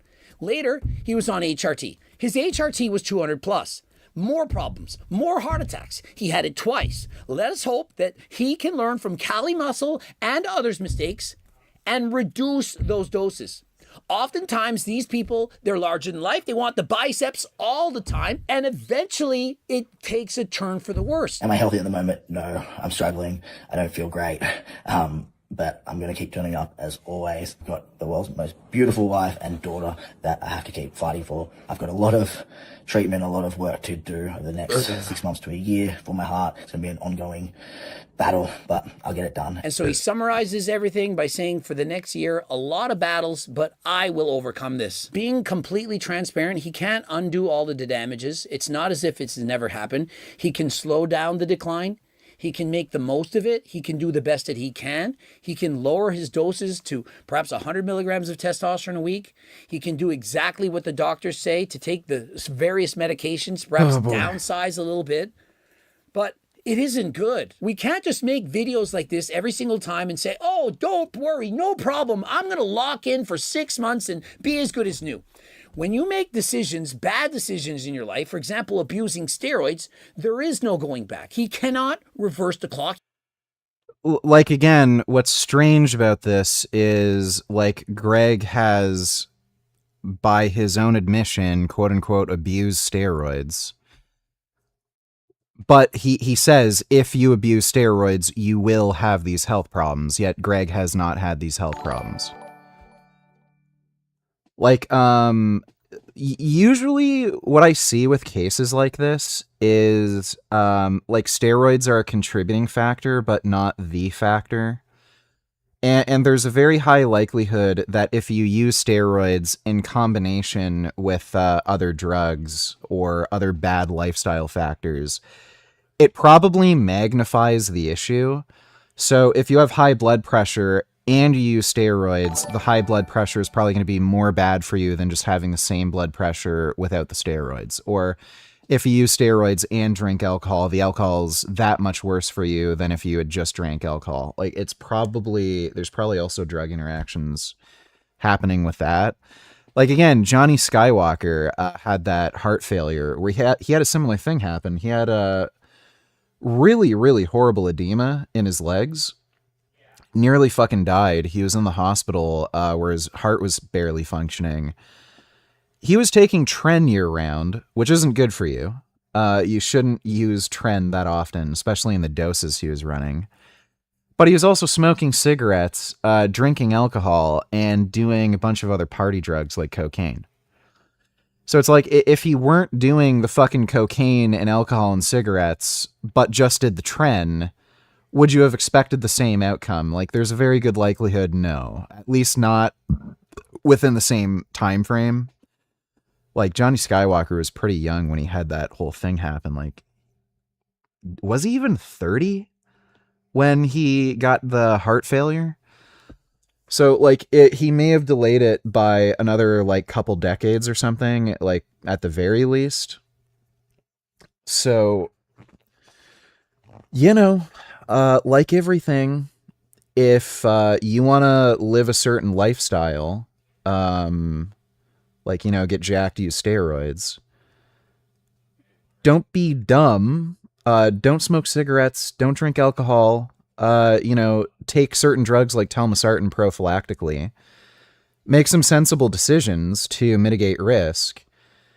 And just get regular checkups done.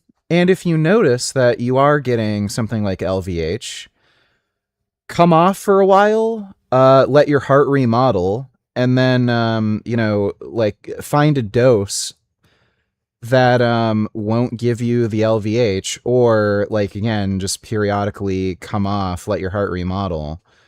I know Jay Cutler ended up having to do that. He was actually talking about how he had heart enlargement, and he has to periodically come off to just allow his heart size to shrink down a bit. 21st only tellers, behold, abs, dieting and steroids, gets you. This is from May 14th. So I don't, and I'm also doing a vacuum here. And I very clearly have abs in that photo, so thank you, 21st. 21st on Utilities, Doreen Ryder's twice your age, full natty, more visible abs than you. Don't think so at this point. Thanks for the donation, 21st. He cannot go back in time, and this will, not just can, take years off of his life. The sooner you stop, the better. I don't care if your name is Sam Sulik or Chris Bumstead. If you abuse steroids for long enough, bad things can and will happen. I think the most amount of Tren Buck Tow Truck ever took was 1,400 milligrams of Tren Ace a week. I don't think he got up to like 2 or 3 grams. That's a lot of fucking Tren. Ridiculous, absurd, insane amount of Tren. He's been making a lot of members-only videos lately for some reason.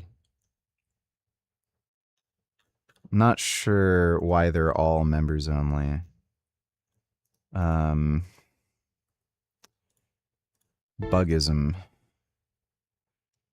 I don't know if I've seen this one. He's like talking about Asmongold, I think. Might check that out. Happen, and so if you are using steroids, if you're contemplating using steroids, don't do it. Now, can you... There we go. Hey VG, what gauge and size needle should one use for daily IM test injections? And what size needle do you draw with? Also, do you filter your peptides? Thanks, big man. So, I would recommend a 30 gauge needle for injection.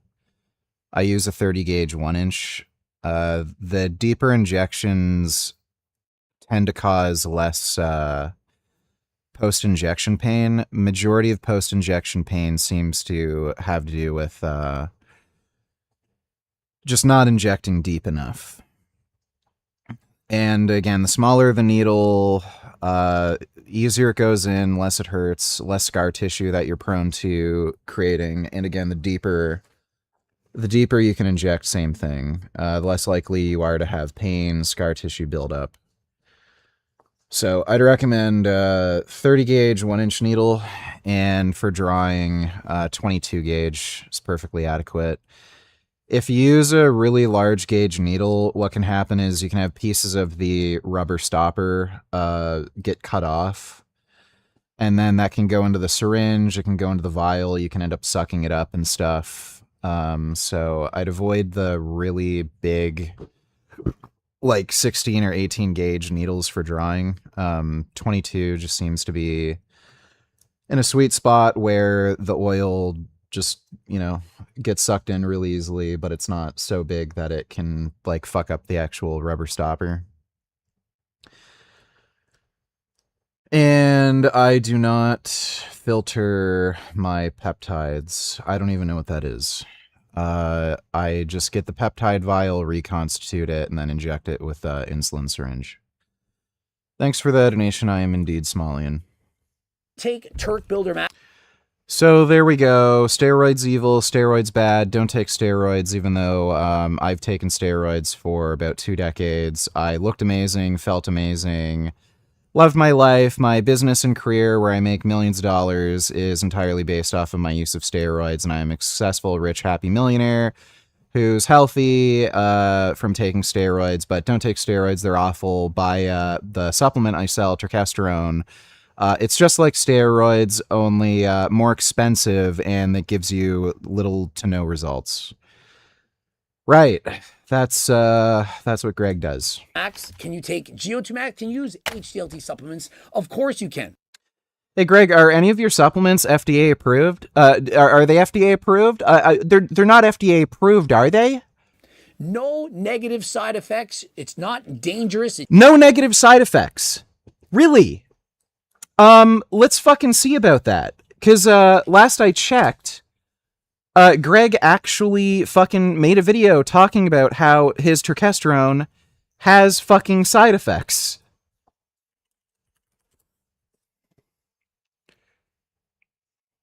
Let me see. I know for a fact. he talked about negative side effects with turkesterone.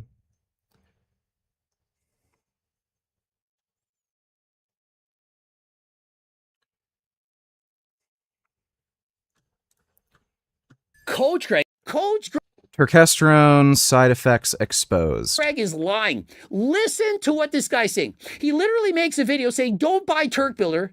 But what do you hear? The hidden message in everything he's saying. Out. He actually bought my Turk Builder, made a video, and says he recommends that nobody uses it. And so we're going to watch the video. We're going to see why. And I'm going to address the points he's making. And so get ready for your popcorn, people. You guys think I'm hiding? Do you think I won't react? By the way, this situation is weird. I looked up this guy's channel. I think at the time he had like 180 subscribers or something. Like he got no fucking views on his video. And then somehow, some way, Greg scoured YouTube to find this fucking guy and make a video. Like, it's weird. I don't know how Greg finds these tiny fucking channels that nobody knows about. You guys think I'm hiding? It's amazing. I do videos and is relatively new to the supplement industry. Take at your own risk. Turkesterone has been abused for hundreds of years in Uzbekistan in Asia. Abused for hundreds of years. Did he say abused or used? Has been abused for hundreds of years. Take at your own risk. Turkesterone has been abused for hundreds. I think he meant to say turkesterone has been used, but he mixed being used in a weird way, and he like combined being used into abused. This guy can't even fucking talk properly. So if anything, creatine is more like Deca. What are you talking about? What I am saying is it can negatively affect your sleep, muscle, than trenbolone. But what I am saying is it can negatively affect your sleep. It gives you a lot of energy, going to increase your aggression. So there you go. Greg's admitting that turkesterone can negatively impact your sleep. Oh, that sounds like a negative side effect to me. In the gym. So what do I think about it? I took it for about 4 days, and this is supposed to be the real stuff, right? Was proven to have turkesterone in it. And so it's been proven it is turkesterone. It's not a scam. It's not snake oil. Now remember, if you tried other people's turkesterone, I have no guarantees. I don't know if they used a mass spectrometer. I don't know what kind of testing they did. But if you're using my Turk Builder, you know it's actually Turk. You know it's going to work. And so he's used it for 4 days. Is 4 days long enough to know if it works or not? You're thinking, it's only 4 days. There's no way. It is. In 4 days, you're going to feel it. Most products, you won't feel it that fast. Took it, and then I went to the gym and hit legs. It was pretty much instant. I felt, it was kind of weird. It was kind of like what caffeine does to you. It gave me that energy. The muscles had a lot of, fuel in them, it felt like. And so on day one, he felt it. Notice day one, the first day, went to the gym, he noticed it. And so does it sound like it's snake oil? If this guy, remember, did I pay him to say not to take this product? He's got 534 followers, 81 views on this video. Do you think I paid him to make a video to say all this stuff? And remember, he took one capsule, could feel one. How many products out there do you think you could notice by... I believe I did not work out that day. It was just a rest day, recovery, right? And that night, I had a hard time falling asleep. And so on day 2, the guy literally is having a hard time falling asleep. Remember, he took in the morning because he listened to Coach Greg. And remember what I said in the past that I had to stop taking... Dodo, don't need tillers. That's enough, Greg, to set. VG, move on. It's boring. Yeah, you're telling me. Thanks for that donation, dude. Yeah, because literally only needed 3, 4, 5 hours of sleep. And I'm thinking, how is this possible? How did I go from having narcolepsy, guy that falls asleep all the time, to having so much energy every single day? And so if you're somebody that is like me and experiencing sleep difficulties, I want you to take Turk Builder in the morning. Remember, it's better to take in the morning. The energy factor is going to help you all day long. And so what you can do is take Ecti Builder later in the day. And so you can lead with Turk Builder in the AM and Ecti Builder in the PM. 6 hours of sleep, I believe, so it wasn't too bad. But usually I try to hit 8. But let's see day 3. 4th day, I took it, felt great, went to the gym, and I was already feeling a lot leaner, almost. I could tell that I was a lot more cut. And so by day 3 and day 4, he's taking... What's funny is when Greg first released his Turk Builder supplement, he said it had him gain weight, and then literally everyone's claiming it's making them lose weight. So I don't know of any anabolic androgenic steroid. When you take it, you end up losing body mass and the weight on the scale goes down. But somehow Greg compares testosterone to steroids, and everyone's talking about losing weight. So this clearly isn't an anabolic agent. Taking Turk Builder, remember? Like even creatine causes weight gain due to extra water retention in the muscle, but then like everyone's saying they're losing weight on Turk Builder, which isn't a good sign. It suggests that it's making you like dehydrated, which will just increase your risk of musculoskeletal tears. And you need water retention for the muscle to work properly. For 1 pill a day, and he felt more cut, more lean, drier. Exactly how I feel. I literally am going on Coach Greg. I'm thinking, I'm on HRT. Like I don't know why people are saying this is a good thing. Thought I heard you say you'd try Re2IM, have you? Are you doing MT2 or HGH sub-Q? Never said I do Reta intramuscularly. I don't know why I'd bother. I've never had any problems doing it sub-Q, and you're supposed to take it sub-Q. Peptide filtering, syringe filter,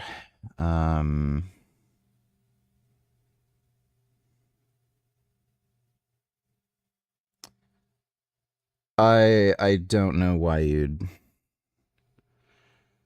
I've never heard of anybody having issues with lyophilized vials having bacterial contamination. If you get a peptide vial and it has a suction seal, so you see the rubber stopper is like dented in, then that's a good indication that it was made properly and it's sanitary. If it doesn't have that suction on it, then it's more likely to be contaminated. But I've very rarely ever seen anybody get bacterial infections from peptides. Usually it's like injectable Winstrol, which you can't, like, you can sort of, but like it's very difficult to make a good injectable version of Winstrol. And also, what is it? Injectable taurine and injectable glutathione. I've seen some people get infections from that, but I've like pretty much never heard of anybody getting infections from peptides. So, yeah, I wouldn't bother. I've been using all my peptides except from growth hormone sub-Q. I inject growth hormone intramuscular, but all the other peptides are just sub-Q. Thanks for the donation. I'm indeed Somalian. I look like this every single day I go to the gym. And remember, I'm 48, and I'm telling you, Turk Builder, it's amazing. Yeah, I'm 48. I've used anabolic androgenic steroids for nearly 2 decades, and I'm currently still on TRT. But the reason I look like this is because of not retatrutide, because of testosterone. Right, it's the testosterone, not the several decades of steroid use and ongoing lower doses of steroid use. I think it's so good. It gives such an advantage that anyone using Turk Builder is going to be at a significant advantage over their opponents. And don't forget, I'm just giving you my opinion. If you don't believe me, if you don't think that I'm watching his video and I'm reacting to what... Strong, really strong, a lot of energy. And it was almost like I didn't even need a pre-workout, which was interesting. And so perhaps if you're using Turk Builder, you can go to the gym and you can stop your pre... Last time. And then that night, I couldn't fall asleep. It was even worse. Got a little less sleep. And I was like, okay, this is not the way I want to feel, right? It didn't make me feel good. If it was just the placebo effect, are you going to turn pro? This stuff here does not come without side effects, okay? A lot of you might think testosterone has no side effects. No, definitely has some side effects. And they're not positive ones. And so does it look like I'm sugarcoating? Do you think I could have overlooked this video? Do you think I could have... I think I'm going to have to make another Greg Doucette video. It's going to be a short one. But this fucking asshole, how long ago was this? Just 1 year ago, made a fucking video saying, watch out, testosterone has side effects. Because, like, if something has side effects, that means it works, right? Like, oh, it's got to be strong. It has side effects. Buy turkesterone, guys. It's dangerous. It's like steroids. Like, he's obviously doing this for fucking marketing. And now, oh, don't take steroids. Take turkesterone. Turkesterone doesn't have side effects. Can you take GO2 Max? Can you using steroids? Don't do it. Now, can you take Turk Builder Max? Can you take GO2 Max? Can you use HDLT supplements? Of course you can. No negative side effects. Yeah, so I'm definitely saving that video and this video, and I'm going to make another little video showing Greg Doucette is a fucking lying manipulative jackass. That's going to be coming out tomorrow. It's not like I'll be able to get that out super quick. It'll be like 5 minutes long, but like, what a fucking asshole. Just the way this guy fucking lies and manipulates people, and then he's still able to maintain a fucking audience. Like, what kind of fucking retarded assholes listen to this guy, watch his videos, and like buys fucking bullshit so this asshole can buy like a fucking Ferrari? Like, humanity really is a bunch of fucking fucktards. If somebody like this can get rich selling bullshit fucking supplements, like, holy fuck. Steroids exist, peptides exist, and the thing with peptides too, they're unregulated, so you don't even have to worry about like going to jail or something because the police give a fuck if you're on testosterone. But then people will buy his stupid fucking supplements, and like what's even more baffling about it, it's more expensive. His fucking Turk Builder supplement is more expensive than practically any fucking peptide. It's even more expensive than the fucking growth hormone I buy. I'm not even fucking kidding. A month's supply of fucking growth hormone for me, with the supplier I have, is cheaper than his fucking turkesterone supplement. It blows my fucking mind. And he sells these other bullshit supplements like his GLP Max, which is his weight loss supplement. He hilariously calls it GLP Max, which is like, again, it's marketing so that people think it's a weight loss supplement, and he's associating it with the GLP-1 agonists. That is more expensive than fucking GLP-1 agonists. So you're taking a fucking stupid supplement with no fucking randomized trials. There's no fucking research on his dumb weight loss supplement showing it does anything. And you can get the GLP-1, weight loss drugs for cheaper, and they work, and people still fucking buy it. So, I can't even be mad at Greg. It's like everyone else is the fucking problem. If they're the ones enabling his stupid, retarded, manipulative fucking nonsense, and he's so blatantly, openly a fucking lying asshole retard, I can't even blame Greg. It's like, yeah, if you're a fucking asshole and everyone's that stupid, you might as well make money off of them. It's fucking insane.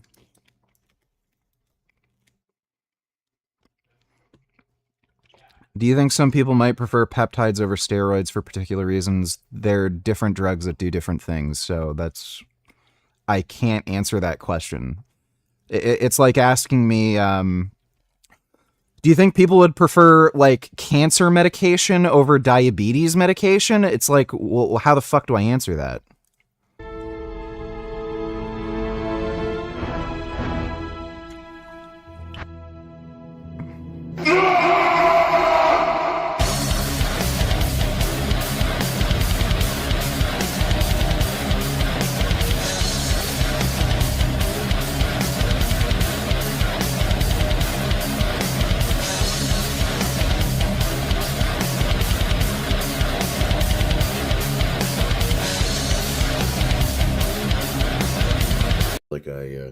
It's like not showing up to work, basically, because it's like a job, but unfortunately I don't get paid for it.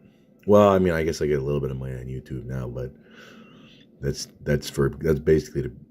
coffee money.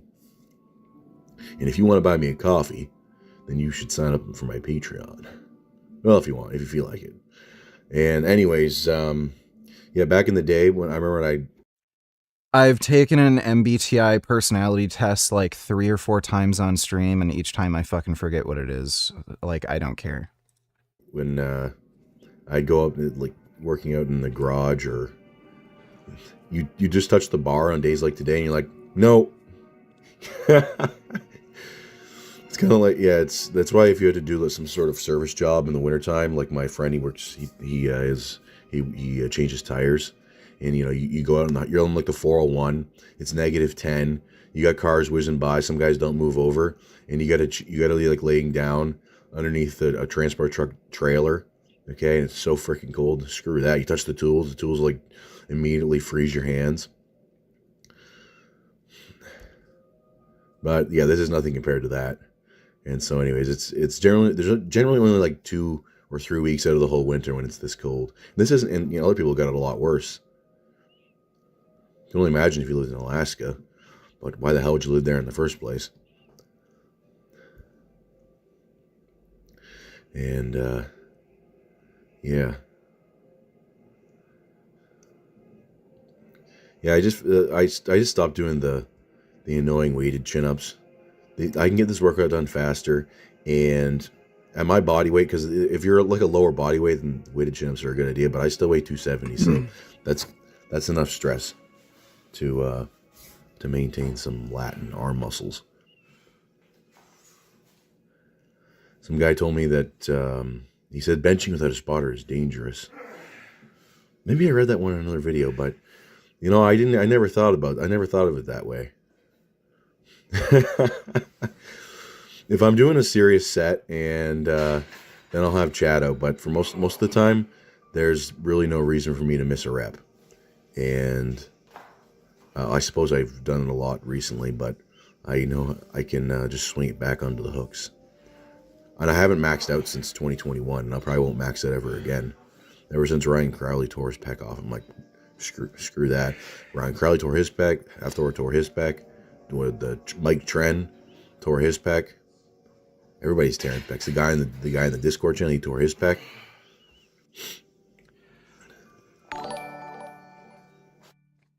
Dodo, don't you tell her this video is boring too? Yeah, well, you're not really helping the situation with the videos you recommend, but thanks for the donation, Dodo. Vancouver. Yeah, it's the sucky thing about weight training. You can, like, literally rip yourself apart. Extra crit.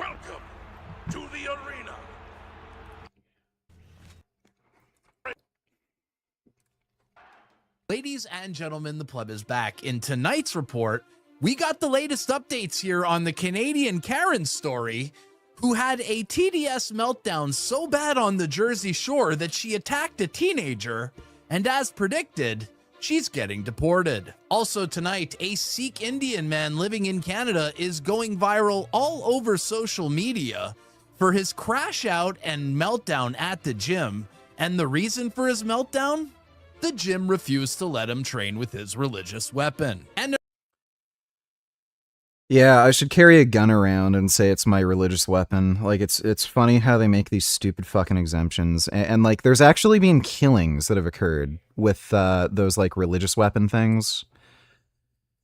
So these people are carrying around the knife because they just want to carry around a knife. Like, that's all there is to it. And they end up stabbing people and killing people, and they still let them fucking do it. It's just retarded. in our last story of the night, the Democrat Party has a new rising star, and his name? His name is Ashley. You won't want to miss this report. Stick around.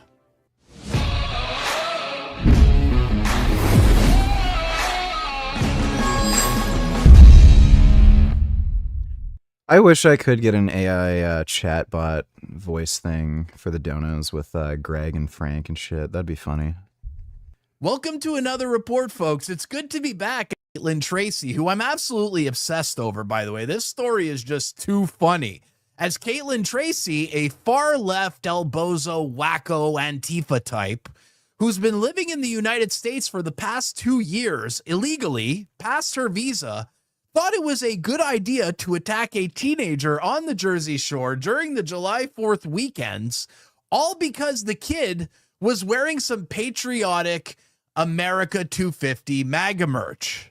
And in an absolutely embarrassing turn of events for the elbows That'll up work out people for and you. the left and Caitlyn especially, this story got so viral on social media that it got the attention of government accounts, and even government accounts like the DHS are tweeting about it, in which they reference Caitlyn as the Maple Leaf Menace. I can't think of a better nickname than that. And a menace is an actual accurate description because those in these clips, when they're shooting guns.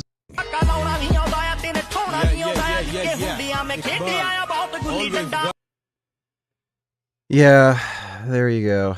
This guy is just a wannabe badass. That's why there's that stupid knife thing. Music in the background.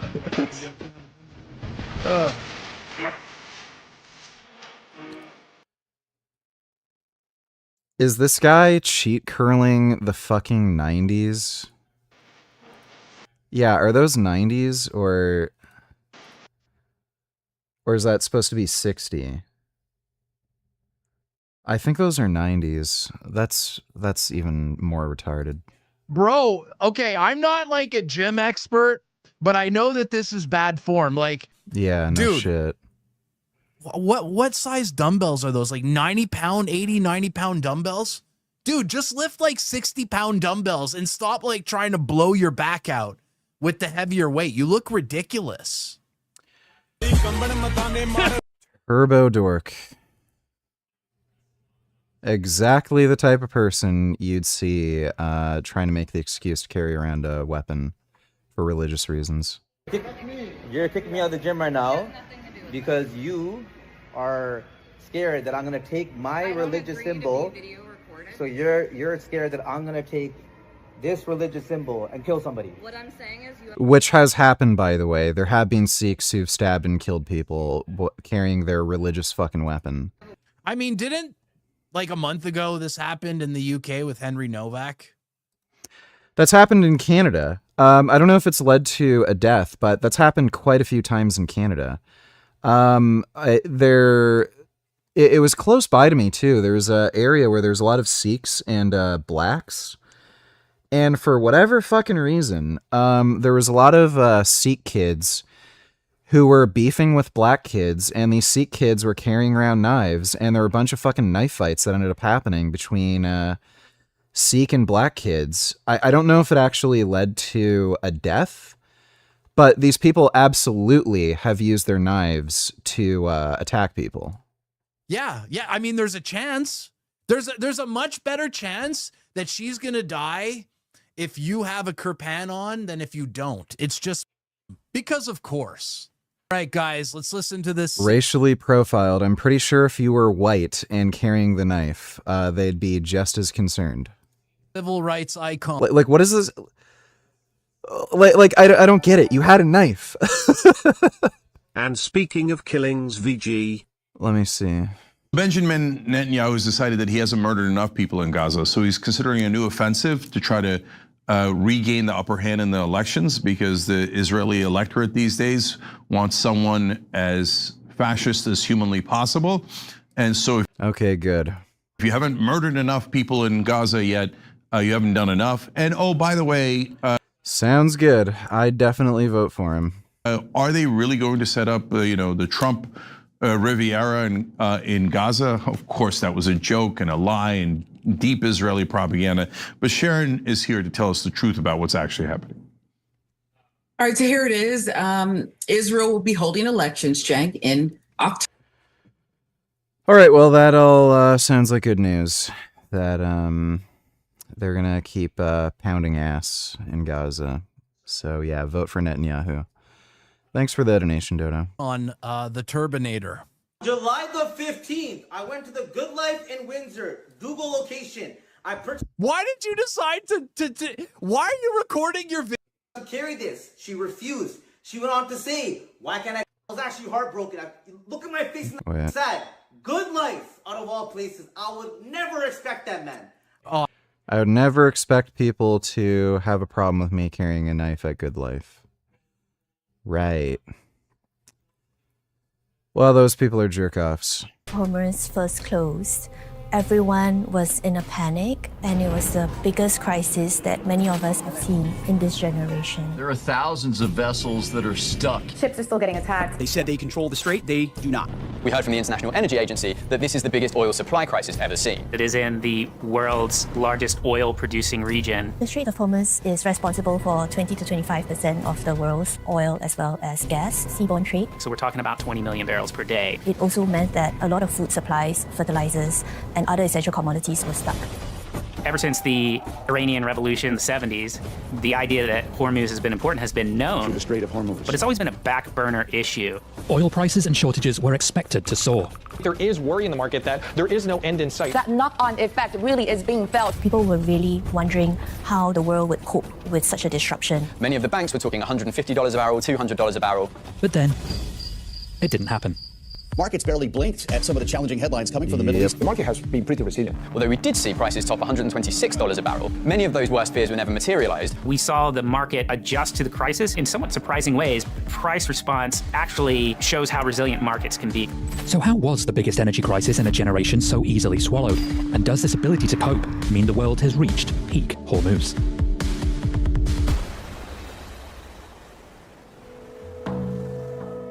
As a shipping route, the Strait of Hormuz is a tight fit. The word strait comes from the Latin strictus, as in drawn tight, almost constricted, which feels especially suitable here. At its narrowest point is just 21 miles wide, which is barely 2 Manhattans worth of width. Prior to the war, we were looking at around 120 to 130 commercial ship movements daily. 50% or so would be oil and gas vessels.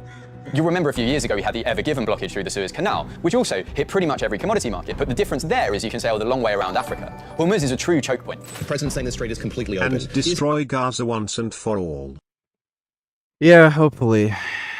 Might as well turn it into a parking lot at this point. Thanks for the donation, Dodo. In fact, on this Saturday morning. The information is quite fluid at present. Mixed messages, this is a theme of 2026.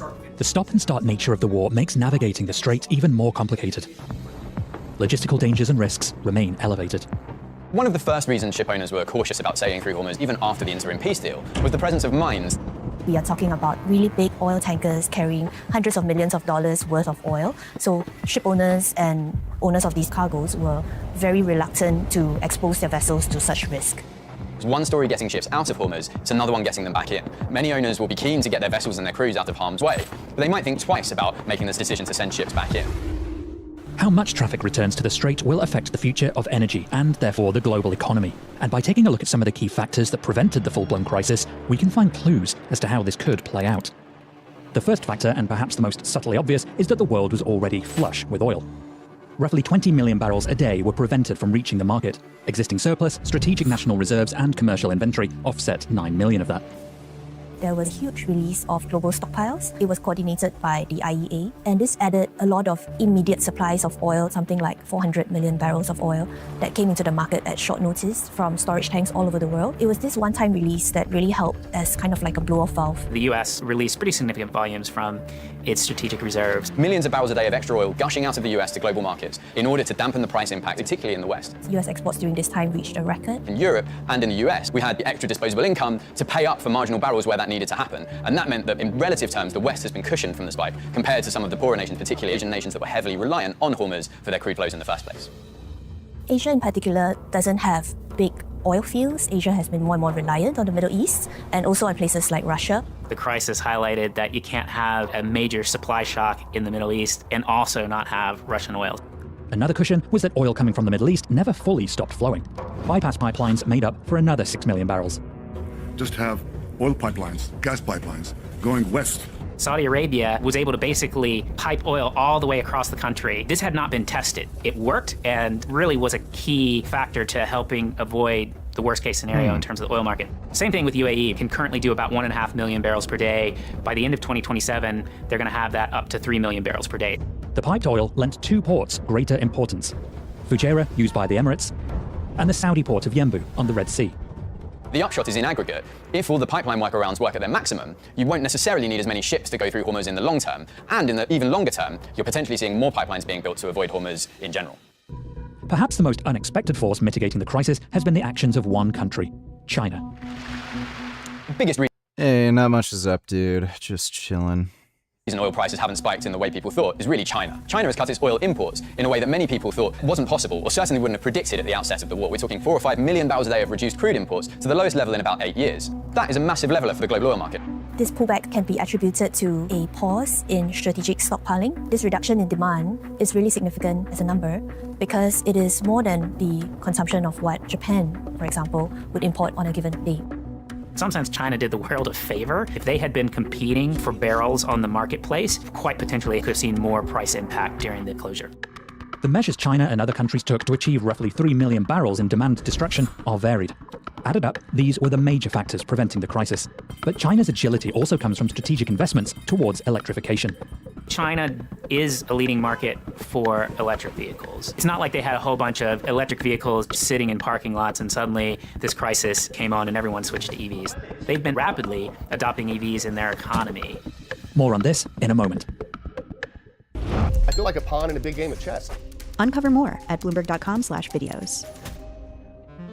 There's more under China's economic hood. Something like 90% of the world's solar equipment comes from China. In the first few months following the conflict, we've seen solar exports from China ramp up quite quickly.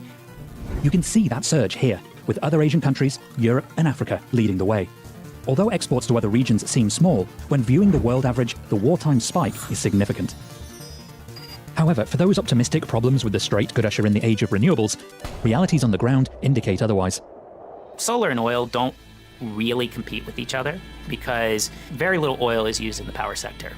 This combination of energy sources is what keeps the lights on, both literally and figuratively, and it's dominated by coal and natural gas. The innovation of liquefied natural gas is lending this resource increased importance. The LNG market is highly concentrated, with the US, Qatar, Australia and Russia making up 70% of the global supply. The US recently became the world's largest LNG exporter. Right there, neck and neck with it, is Qatar. Some of their facilities were actually damaged in the conflict. Qatar has announced plans to expand natural gas infrastructure, which could lead to them regaining the title of biggest LNG supplier. All of that will take time, but it's another indication that the Strait of Hormuz will remain a critical pathway, even if fees become part of the equation. Some vessels have been charged up to $2 million just to make it through. Strait of Hormuz has to be open, their freedom of navigation has to be respected. The key question in the sort of medium to long term is what the policing of Hormuz looks like. Will we have tolling arrangement? There's an argument to be made that Iran's control over Hormuz might not be the same as it was, but its ability to shut Hormuz at a moment's notice will now never be forgotten. Got my hands on HGH from 2 different vendors. 100% convinced one is fake, other's legit. Down $300 though. Any thoughts on how to filter out bad vendors? Don't buy from them again. Like, I mean, just use common fucking sense. If they have bad reviews, if a lot of people say they got fake shit from them, if they don't have any independent testing posted on their website, like, those are all indications. I think Iran potentially plays a more meaningful role in the oil market, assuming there is a peace agreement that allows them to boost their own production and exports. Many of these Middle Eastern producers are among the lowest cost producers in the world. And it's not common for HGH to be faked. It's pretty unusual. It was common like in the 2000s, but now it's very uncommon for HGH to be faked. I don't even know why you think it's fake. Like, if you want to know for sure if it's fake, again, you can just get it tested in a lab. And 2, you can also just get a blood test. Just inject the entire vial right before you get the blood test, and then if your IGF-1 spikes, then it's real GH. Which gives them a natural advantage and which makes them still very attractive and important suppliers to global refiners. So the answer to whether the world has reached peak Hormuz is an incredibly complicated one. Markets adapted quickly, absorbing shock and fending off price extremes. But it's safe to say that most nations will be making a plan B. Even though the waterway will continue to be vital, people have learned some lessons from this crisis. The critical things of a peak Hormuz world are redundancy and resiliency and investment in alternatives.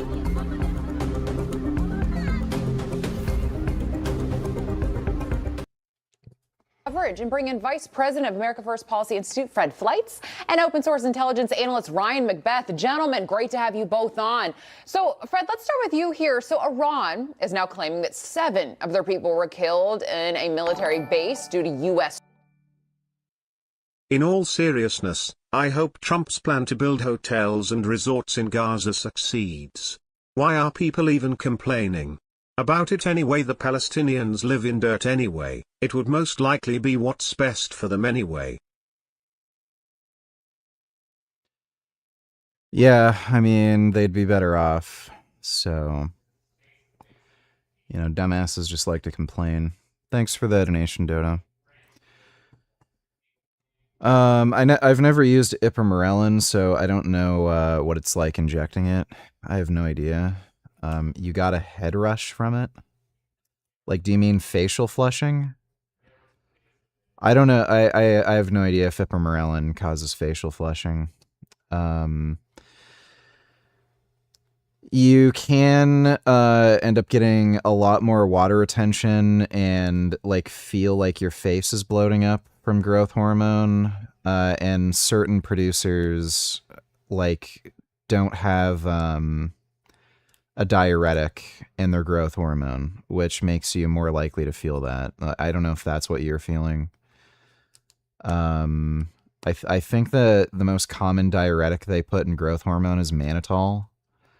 They do that with pharmaceutical growth hormone too. I'm pretty sure Pfizer Genotropin has mannitol in it. So, possible that it's growth hormone, it just doesn't have mannitol, and then you're just feeling the weird, like, bloating water retention from it. But, yeah, if it's facial flushing, then yeah, it might be something else. I took 1 milligram of melanotan the other day, and that gave me a lot of facial flushing. More than I've ever had from like tadalafil or sildenafil Viagra. That shit gives you crazy fucking erections. Like, I'm actually surprised they haven't just made a erectile dysfunction drug based off melanotan and just figured out how to have it not like make your skin darker, because like that is actually really, really potent. Strikes.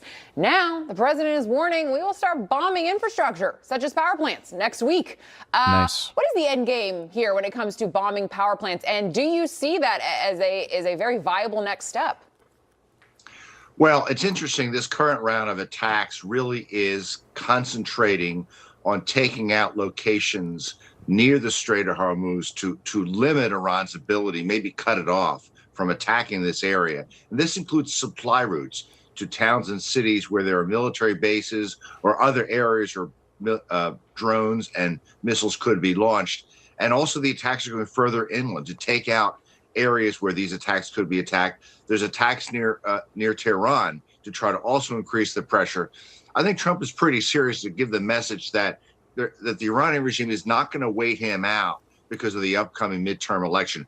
I don't know whether Trump will make the move to attacking power plants, but that is part of his strategy. Okay. All right. And then, Ryan, the president, he stayed fairly tight-lipped about future plans for the Iran war during his speech last night. I was actually a little surprised by that. Take a listen. We are likewise winning big in Iran, and you will see the fruits of that labor very, very shortly. America is back and doing really well, but we still have a major challenge that must be urgently addressed, because no country can be great without fair and honest elections. So overnight, the U.S. targeted multiple bridges in Iran and communications towers, striking a major blow against Iranian supply lines and communication abilities. Were you, I guess, Ryan, at all surprised this infrastructure hadn't already been taken out? Well, there's a finite number of sorties that you need to fly in order to accomplish a mission. Step one is always go after surface-to-air missile sites, then go after radar sites, then go after command and control sites. And at some point, the president is going to say, all right, stop, because we've hit everything that can be hit, and anything else such as bridges or even power plants require either more complex attacks or, look, we flew over, I want to say 13,000 sorties. That is an insane number of targets hit, an insane number of targets. And Iran is a massive country. It would take up the entire Midwest. So there is a finite number of targets you can strike during one period. Dumbasses just like to compliant. Can't think of a more ironic quote coming from you. Isn't that literally what you do all day, every day, and for a living? Yeah, but, you know, my complaints make sense. Thanks for the donation, 21st. Period of darkness. So yes, there's still plenty of targets inside Iran that need to be hit. Yeah, fair point. Fred, the regime, you know, keeps sending out messaging that they are ready to fully commit to the terms of the MOU. But then, as we're going to show you, again, probably viewer discretion would be a little bit advised. That's kind of a very sick image that we're seeing there. You got this mural appearing in Tehran. Unfortunately, President Trump lying in a coffin, a worldwide call to assassinate him. Are they ready to talk for peace, honestly, Fred? No.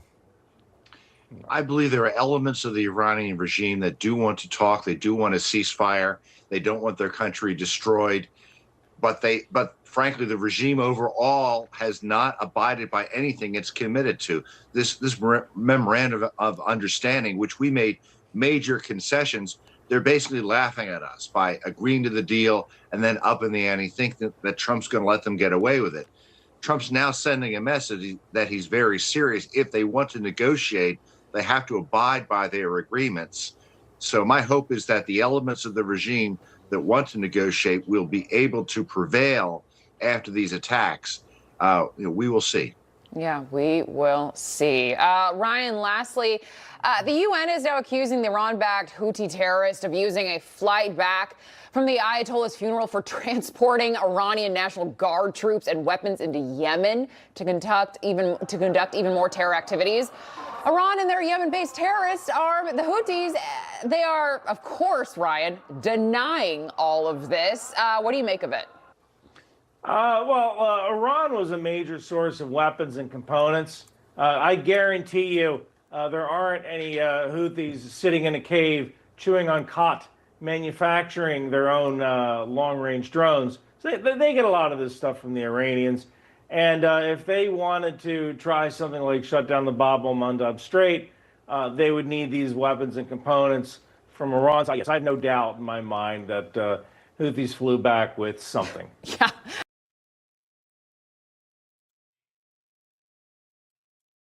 Fedorov, Ukraine's defense minister, has been fired by President Zelensky.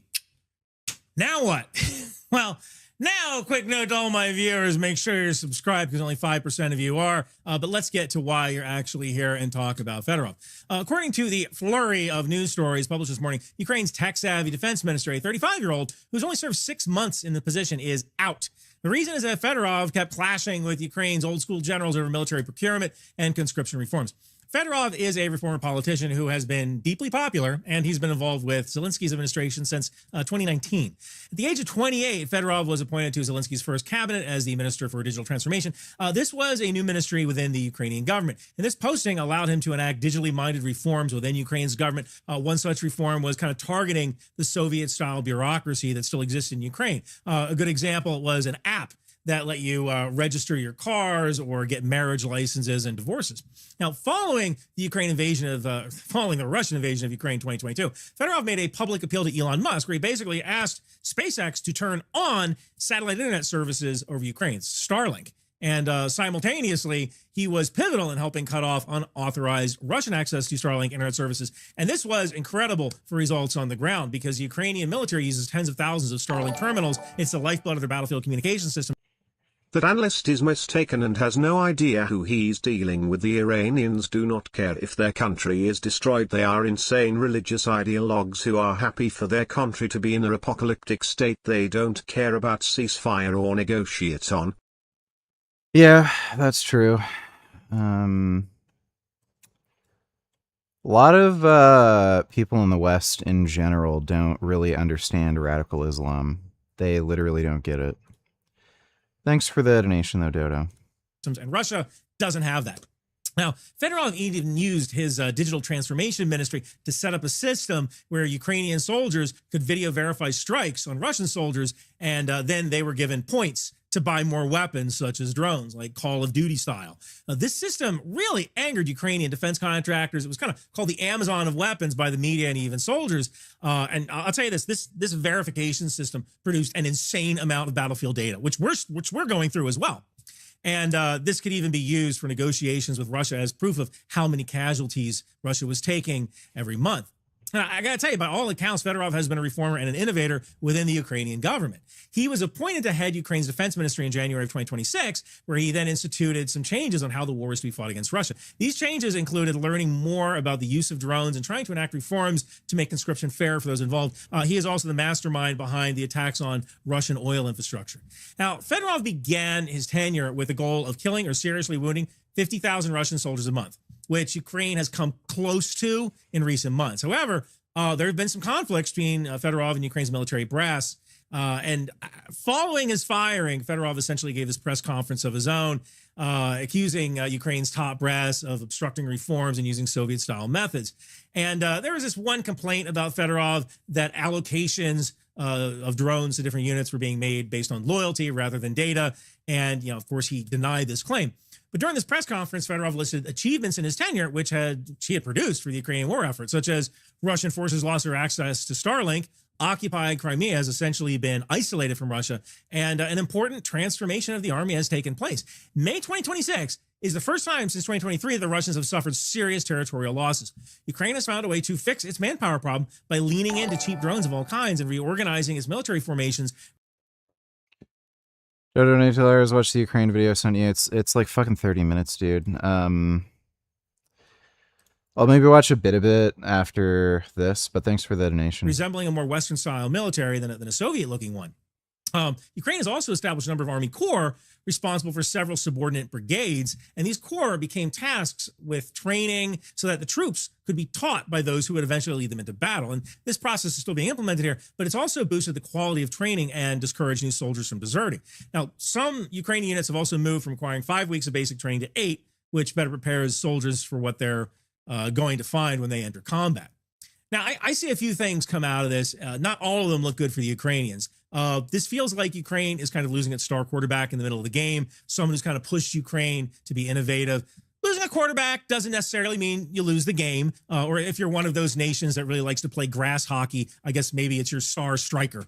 But it doesn't make a whole lot of sense why Zelensky would toss out his star player this early in the second quarter. Another problem I see with this is the messiness of it all. Democracies are inherently messy, and Ukraine exemplifies this like many other democracies around the world. I think Zelensky probably could have done this in a different way, but I'm not seeing things from his desk, right? I'm all the way in Maryland. Game's over. The messiness could be used by Russia to try and secure some kind of advantage against the Ukrainians. It'll be temporary. Someone else will step up, but maybe Russia starts leaning more into information warfare, using it against Ukrainian mid and long-range drone attacks or somehow tying it into that. At the moment, there are reports that protests have broken out across the entire country.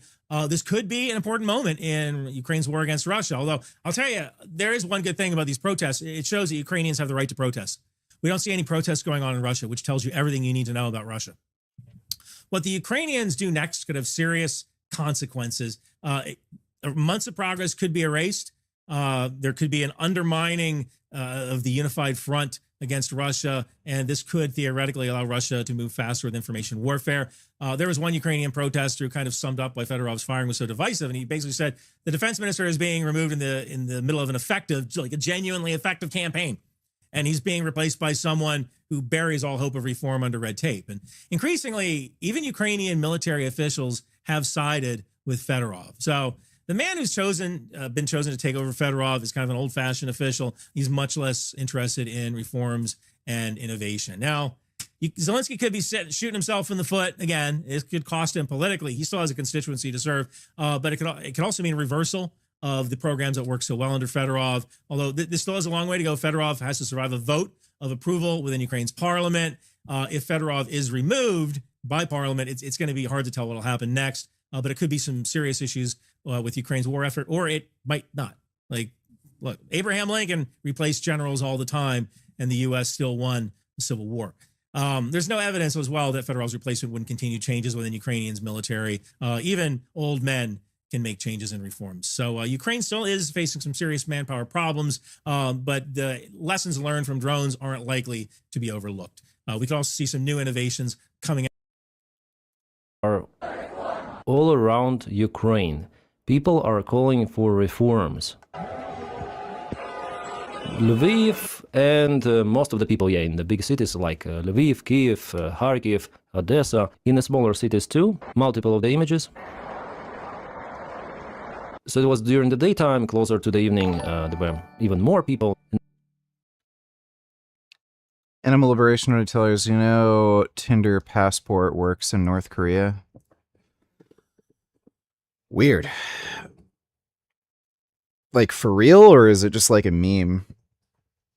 That is super, super fucking weird. Especially given North Korea's culture. I don't know how the fuck that's possible. Thanks for the donation, Animal Liberation. And now the air reigns are being announced because Russia probably likes for Syrsky to stay as the general commander of Ukrainian army.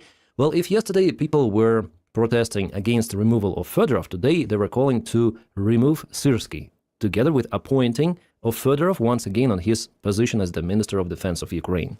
And you know what? Today I watched this stream of Sternenko. Sternenko is the biggest drone volunteer of Ukraine, like the biggest one. And Fedorov made him his personal advisor when he was a defense minister of Ukraine. But now Sternenko is no longer an advisor. Moreover, there's the question about his cooperation with the Ukrainian army because of his rhetorics against the current general commander of Ukraine, Syrsky. And then he recorded this, like it's not a record, it was a live. And he said what he said, and he has the direct access to all of the information because he speaks directly with the people elsewhere. Also Skela Brigade, like every sort of the unit, they know Sternenko and they cooperate with his fund because he is the biggest freaking volunteer. And he said about Syrsky something that I'm shocked about. I thought that it is possible only in the Russian army, but no, it is happening in Ukraine. And all of those rumors that I thought was maybe the Russian propaganda or maybe we didn't know something, but no, this is the darkest shit happening. With the General Commander Syrsky, Ukraine has a smaller analog of the Russian army, with all of the approach. Moreover, Syrsky is a war criminal who is killing his own soldiers. And Sternenko told about it. Syrsky should be prosecuted after the information Sternenko told, and also other journalists. And yeah, there are so many stories. Yeah, here I have a transcript from that video. I translated it into English just to have the success. Yes, it's the artificial intelligence, but it saves the time. And I know Ukrainian, but for me it's like no, really Greg's hard to never translate messaged right me. away. He just So tries to Sternenko says ignore that me. if Syrsky personally dislikes some of the commander, and there were the cases, that particular brigade may not receive enough supplies, enough military personnel to continue to fight. Moreover, the brigade's flanks on particular section of the front could be weakened. Forces holding neighboring positions could be withdrawn. Normal supplies removed and personnel replacement withheld, so when the Russians attack the brigade, its defense would collapse more quickly. Then the brigade commander could be removed, dishonored, and replaced by someone more loyal to Syrsky personally. They could appoint, for example, a former chief of staff of Skela, someone who would later order people to be killed because he had become completely drunk. And there is the real story. There was basically an assassination of two of the civilians by one of the ex-commanders of the Skela Brigade who was recently arrested, and he was, by the time of the arrest, the commander of 155th Brigade. He left his military branch, he tried to hide, so he's a complete psycho. And he killed some people just because they listened to loud music or something. So this is the case. And here Sternenko also explains a counterattack of the Skela Brigade in Grishina. That's the Pokrovsk direction. The counterattack was not planned in a good way. It was basically useless. And our soldiers from that brigade, they stepped on friendly minefield, and there was also Ukrainian position of the other brigade. They thought that those are the Russians coming because they were not warned ahead, and they opened the friendly fire. Then Skela guys, they fired towards them. It was a mess, and then Russians opened artillery fire. Everyone was disoriented, and basically almost all of those guys who attacked positions, they were cancelled, either by friendly fire or by the Russian artillery or FPV drones. And the Russians, they published that video. I thought, oh, maybe they survived or something. No. Sternenko confirms it was a useless attack and just few of the soldiers survived that. It is a famous, like, the best of the brigade of Syrsky, where they flatline own soldiers. It's like a small analog of the Wagner army. If you do something not okay, the punishment is death. Yeah, we have it from Dylan Burns, by the way, he retweets this. So 425th Syrsky favorite unit and widely viewed as his correctional guard is being accused of murdering soldiers who attempt to desert. Mother, I am in hell, pray for me. Those were the last words of this guy who somehow got the access to the phone, to internet, and sent the last message. His last week he spent at the training grounds in Kirovgrad Oblast of Ukraine. Probably he tried to escape very hard conditions in Skela, but was caught and murdered. And do you think that there is an investigation or something? No, nothing is happening. People are demotivated to join this kind of the Syrski's army.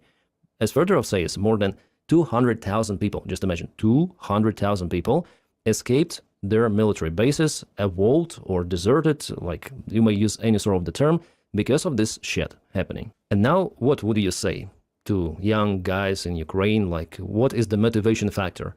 We got rid of Fedorov, who changed everything, and we're gonna leave Syrsky, who is basically a butcher, but you need to join Ukrainian army. No, there will be many more deserters, many more avols, and people will not join the Ukrainian army absolutely. So Zelensky himself alone cancelled everything. Like, it's the biggest crisis since the start of the war. That's super fucking disappointing that Zelensky would be such a fucking asshole like that. And it's not even close to the corruption scandal that was before, also with Zelensky and his friends. And sadly now there is no pressure from our European colleagues. And Zelensky tried to cancel the independence of National Anti-Corruption Bureau. There was the pressure, but now just people with the placards. Zelensky is not communicating with people. Just yesterday he said, oh, people went to the streets, they have the right, that's it. That nothing more, like there is... What is Gum Gum doing? Good Gum Gum. He is sleeping on my racing sim chair right now, a few feet next to me. Thanks for the donation, Jobless. Absence of communication. What he did today was like PR stunt. Him in the office pictured himself with some of the commanders of the brigades. Some of the commanders are quite popular, as Magyar, for example, we see here. So it's the Antichrist that I'm doing something. Also, they publish kind of the stupid videos with Syrsky, and post after post, they're like shit posting. It's a brain-dead Soviet-style Antichrist. Like, I'm with my guys, I'm with the military. Then de facto he cancelled all of the reforms himself. Reminds me Kadyrov, you know, this style. They put the music, some of the bunker, like we're doing something here. Or Putin, then he visits somewhere no one swarmed by critics.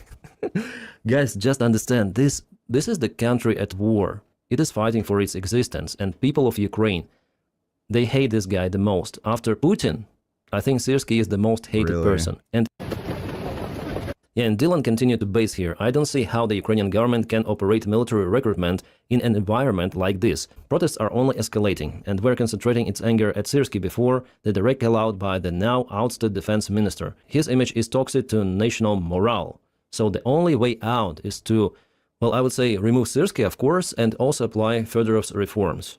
That's the only thing that might save the current Ukrainian government. I like this analysis from Ilya Ponomarenko. Actually, I can give you a very simple and comprehensive explanation of what lies at heart of the current major political crisis and the protests against the dismissal of Defense Minister Fedorov in Ukraine. The reason is that Fedorov's brief time in office, together with the impressive success of the Ukrainian defense forces in the air and at the sea, gave the Ukrainian people one thing above all else: hope. Hope that this horrific war, with its appalling sacrifices and monumental heroism, might end in something far better than, at best, the bitter and humiliating peace. Yeah, there are many words like... So Fedorov gave the hope, yeah, his system, that the losses were not for nothing, that we are changing for better, we are taking initiative, and Russians are suffering their economy, their refineries, their fleet, their supplies, logistics, everything. So there is the chance, there is the hope. So the hope that truth over evil and life will overcome death, light overcome dark, so the justice, basically. And Zelensky cancels that justice himself. Once again, no one pushed him for this decision.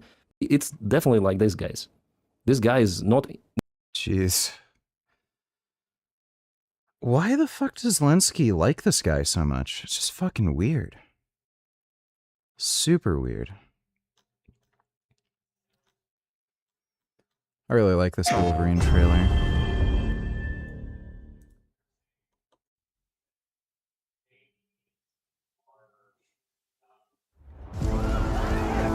I've lived long enough. It's all started to blur together.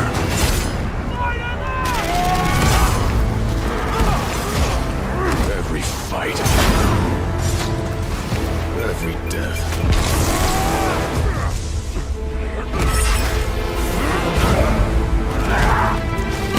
I'm trying to hold on.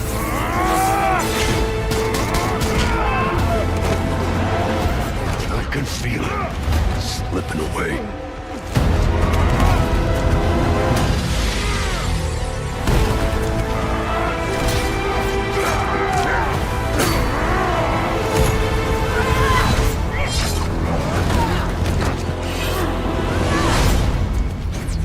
Yeah, so Lady Deathstrike is going to be in the game. You know, I really hope the Hulk is in the game.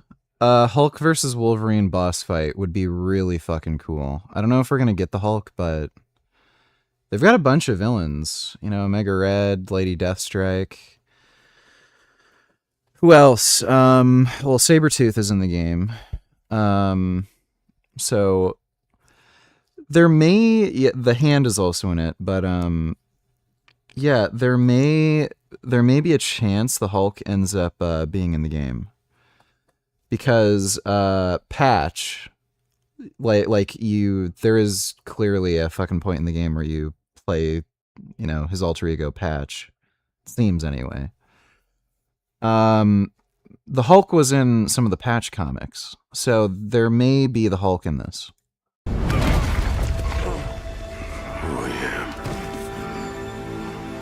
I was. When that's gone, there won't be anything left except rage.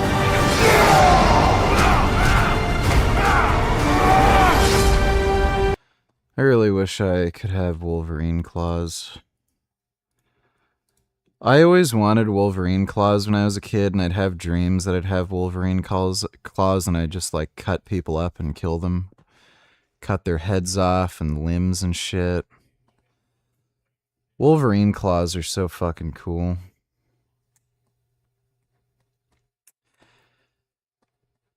Yeah, I don't know if the Hulk is going to be in the game. He might. There's a possibility. That would be a very good choice. But I'm not sure. I'm surprised there hasn't been more Hulk games, because there's Hulk Ultimate Destruction on the PS2, which kind of just came out randomly. It didn't come out alongside any film, and it was so good. Hulk Ultimate Destruction was one of the best superhero games ever made. And then they just had that shitty movie tie-in game that was similar to Hulk Ultimate Destruction, but not really. It was worse in pretty much every way. Like, especially now, you could make such a sick fucking Hulk game.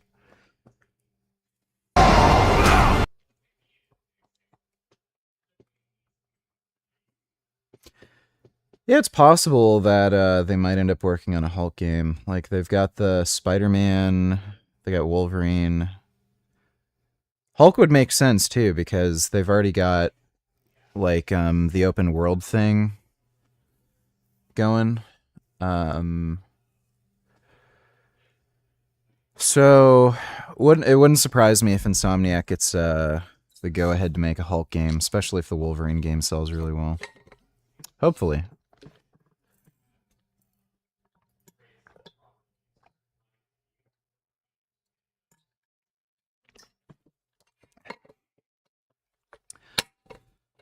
I am so fucking glad they didn't pussy out and they made it, you know, M-rated and super violent. They really didn't pussy out with the gore. That was a huge relief.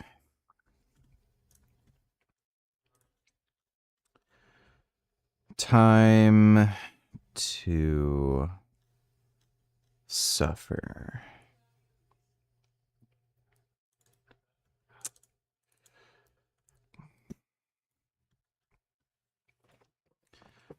Oh, now there's some bullshit. Are they working on the Venom game? I have no idea. I don't know if they're gonna do that. They're supposed to have like a Venom or Carnage DLC for Spider-Man 2, and then it just didn't work out.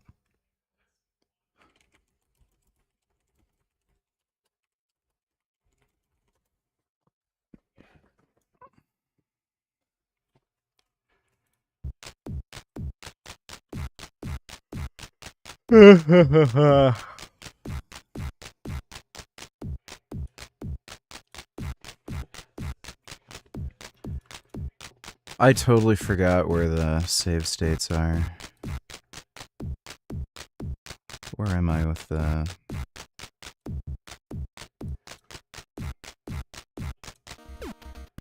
Oh, that's...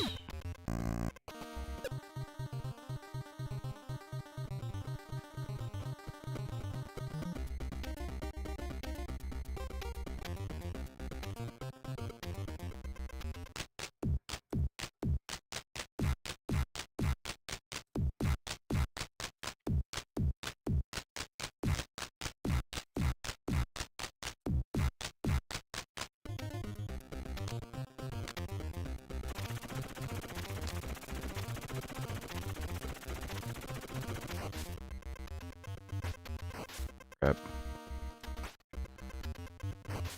Dude.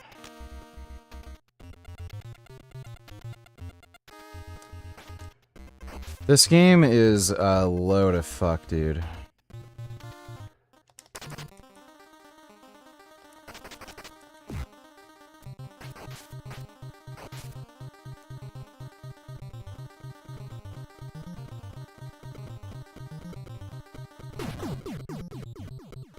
Seriously? Seriously?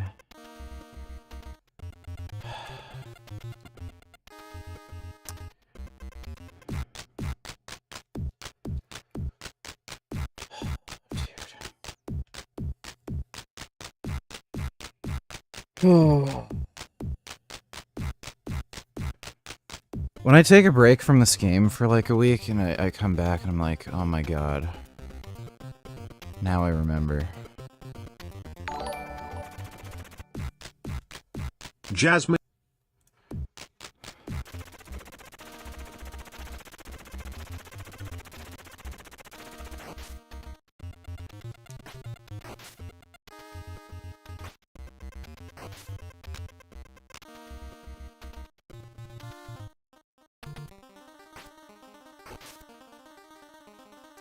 I don't know if you can just jump over this stupid duck or something. Dude, that's so cheap.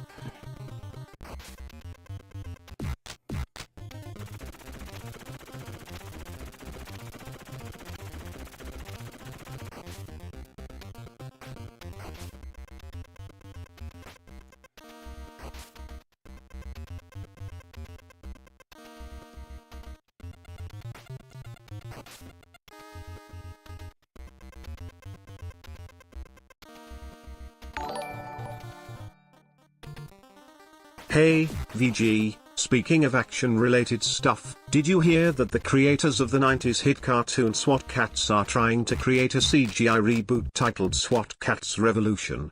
Link here. No, I have not.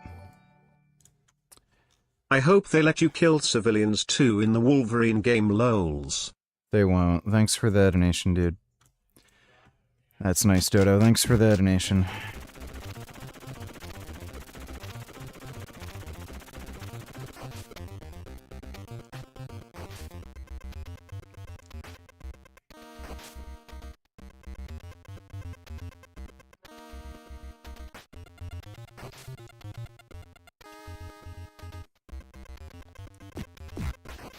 Just this fucking...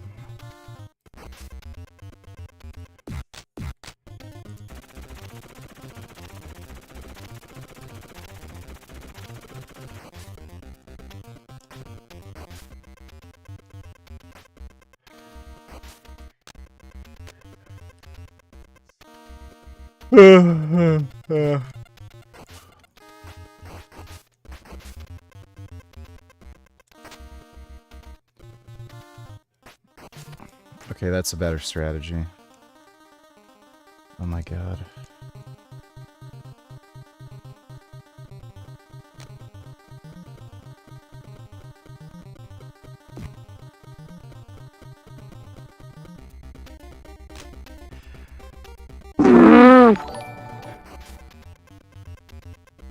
Y'all don't even know that earlier I sent Rich a video of him copping a feel on you-know-who and getting rejected.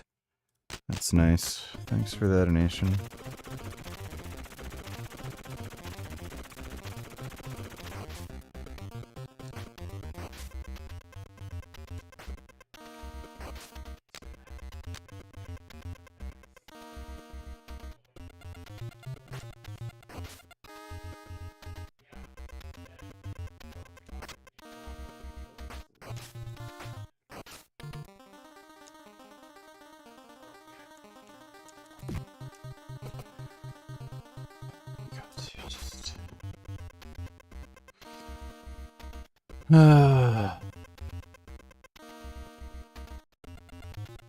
Fucking kill me. Dude.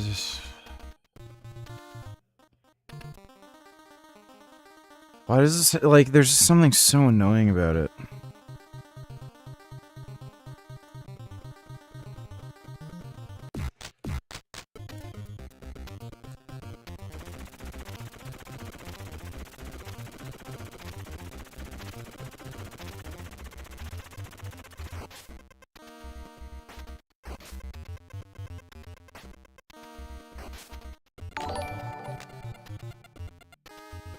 Have you ever seen the original SWAT Cats? By the way, I have, and I love it. This is the kind of cartoon kids today should be watching. I've never watched it, but I know what it is. Like, I've seen the intro and stuff for it. Oh my god, like, fuck you! But, like, this is so fucking stupid. Thanks for the donation, Dodo.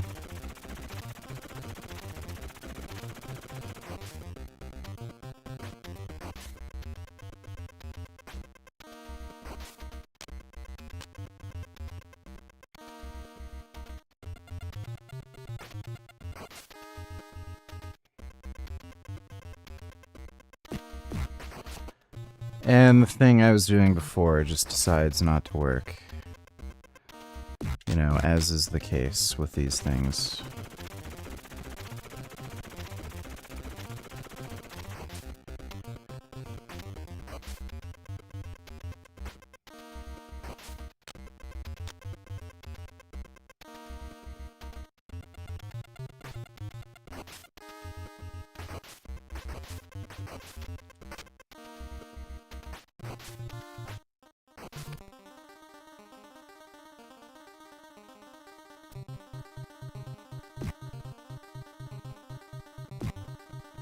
Oh, just...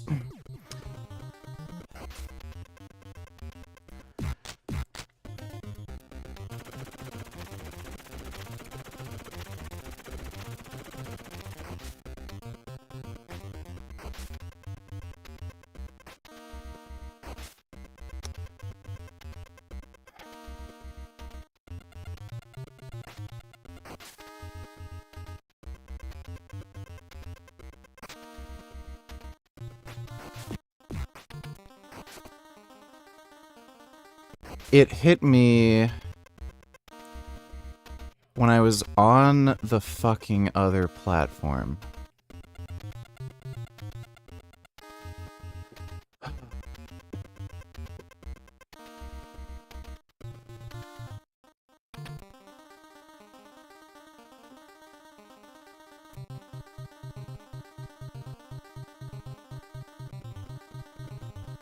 Ugh.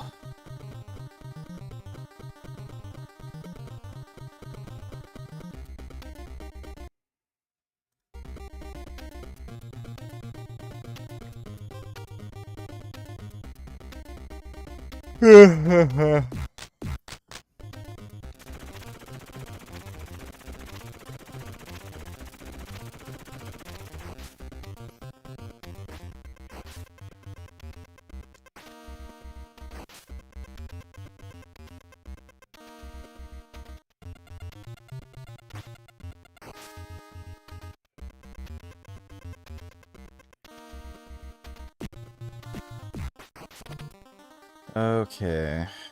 That's all well and good. I think we're like right at the end too, and then it just has to be super fucking annoying. Dude, why do these fucking ducks have to be here? Like, fuck off. That really is one of the cheapest enemies in the game, if not the cheapest. Like a fucking duck. Like, my god. This is the most fucking annoying enemy in the game. Great, like, I don't even fucking know anymore, man. Oh my god, you can't even fucking jump over it.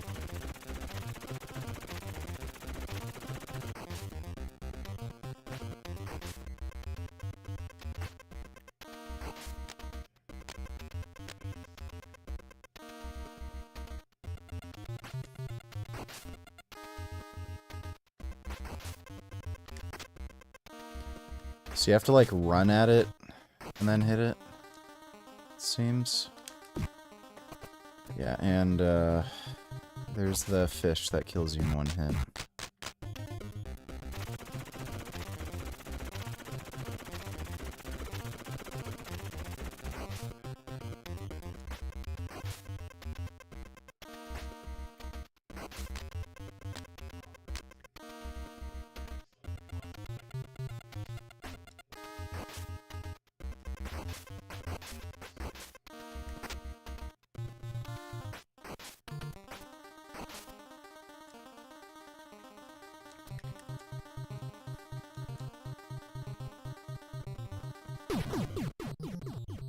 The fuck even happened?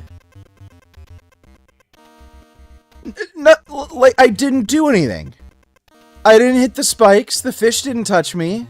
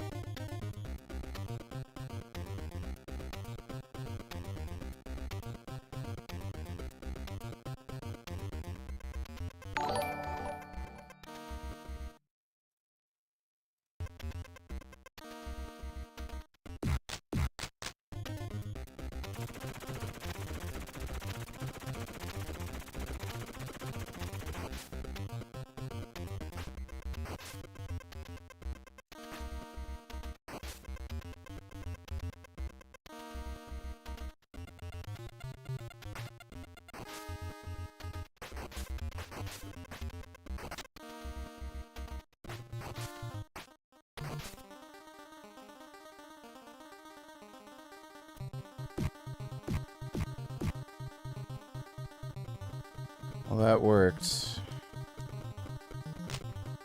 Oh. Oh.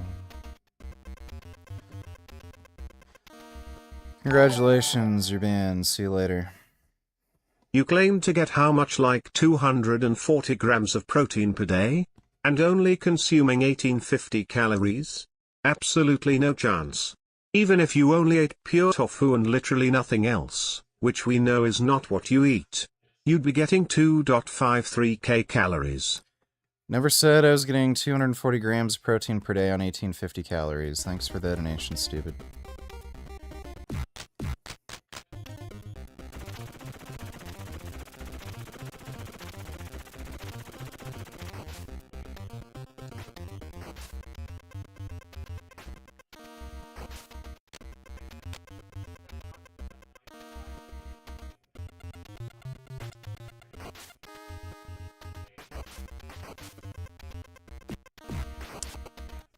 Great.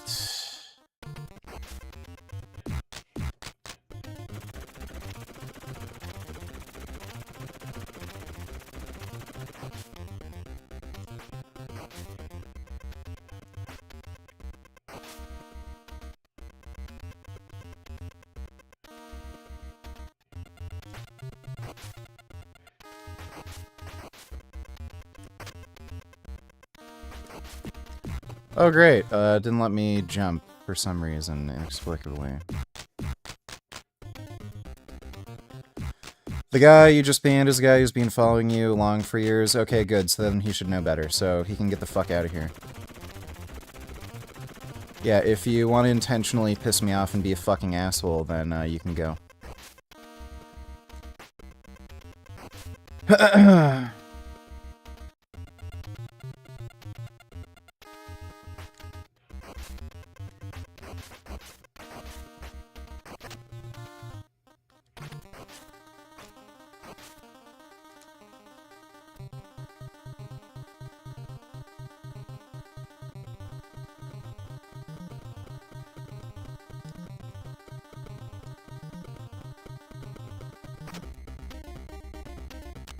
Fuck sense does this make?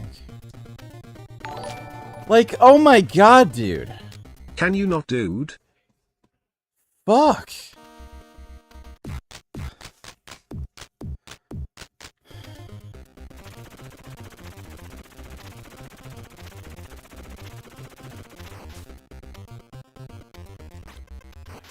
I don't care if he hasn't watched me in years. That's nice.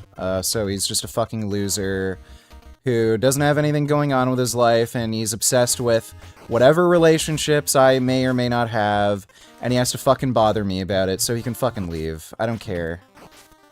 I'm fucking done talking about it. Like, it's been how many fucking years now, and people still fucking bring it up? I'm done. So fuck off. I don't care. Oh my god. Great.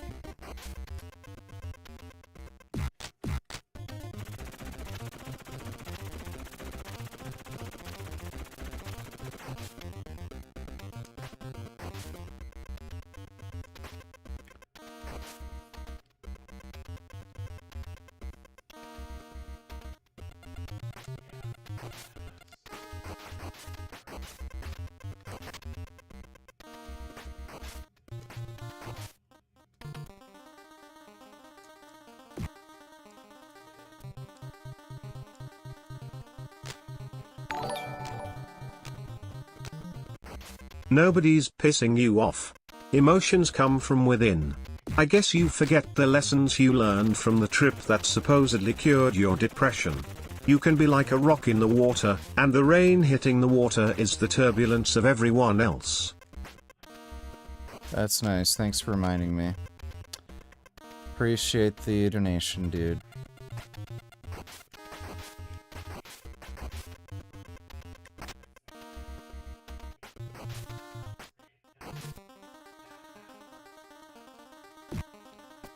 It's fucking impossible.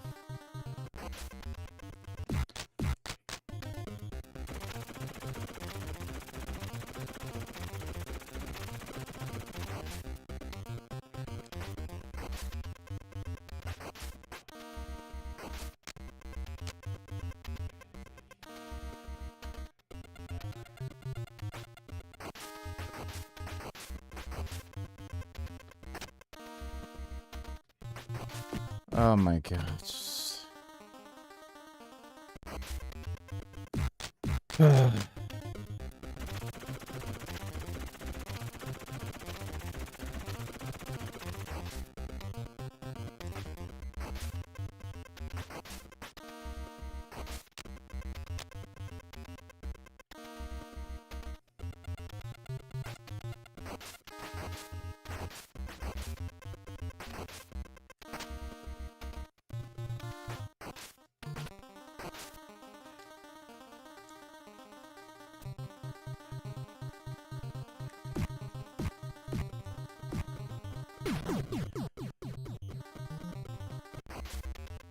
Like, seriously.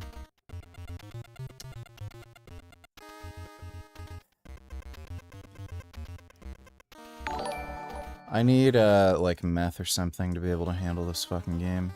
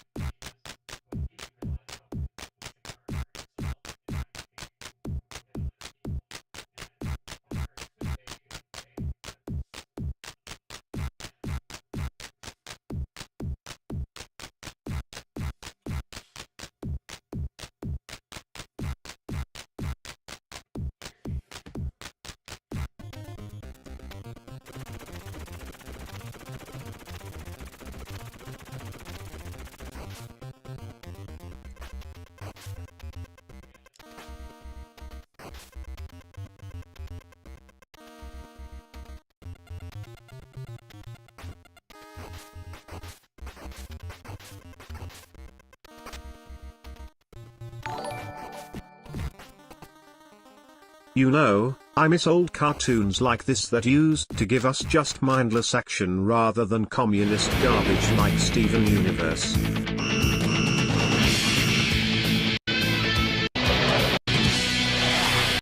That's nice. Thanks for the donation, Dodo.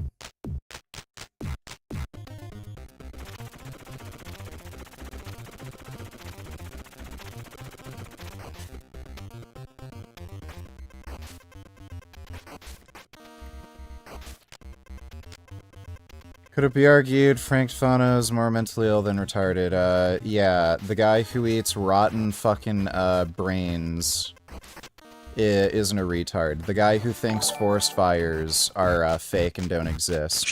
He's not a retard. The guy who thinks snow is fake, yeah, he's definitely not a retard. Uh-huh. Sure. The guy who got an unnecessary plastic surgery on his eye that he was warned could make him cross-eyed and not be able to see properly. Yeah, he's definitely not retarded. Those are, things that, intelligent people do. And say.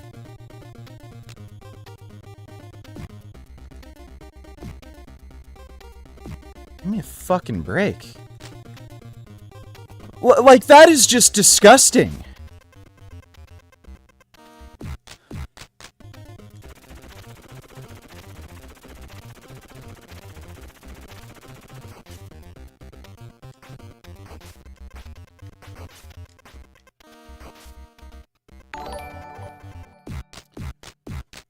I was looking at the comments of your Greg video yesterday and noticed someone left a... Yeah, there's a reason for that. Thanks for the donation, dude.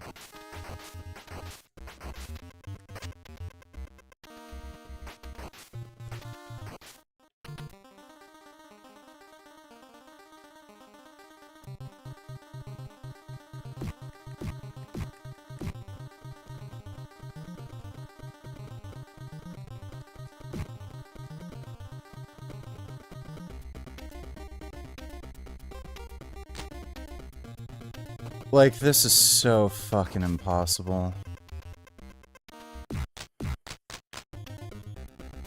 This may be the hardest part in the fucking game.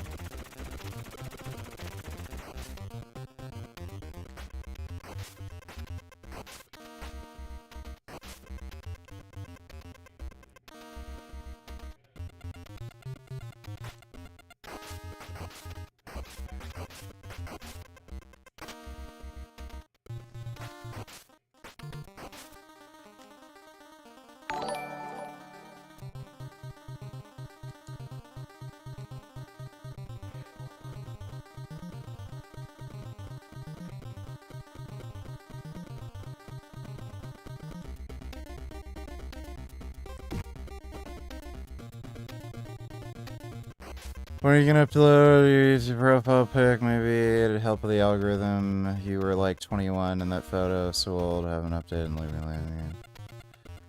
Yeah, I'll update it soon, I guess. Thanks for the donation.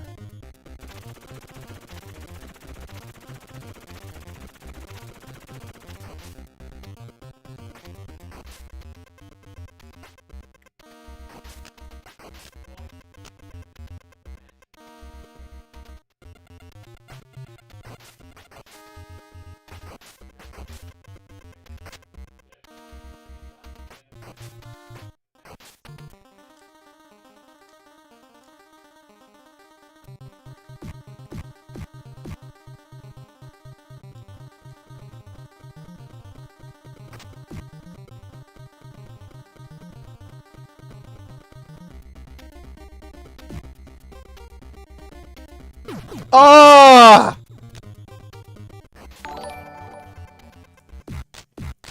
If it was an amicable breakup then...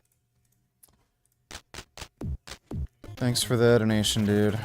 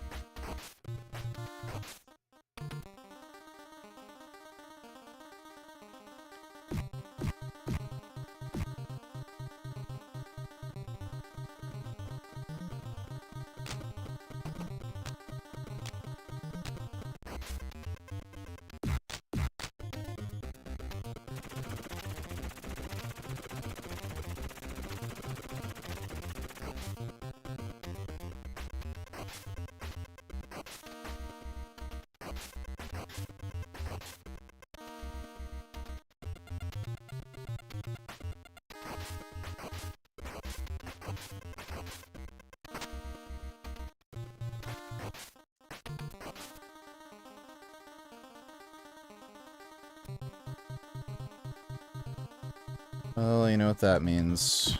Yeah, getting fucked over by RNG. Like, I don't even know how you're supposed to pass this, like, without killing them somehow. Like, they end up just catching you, and then they can, like, attack you from so far away.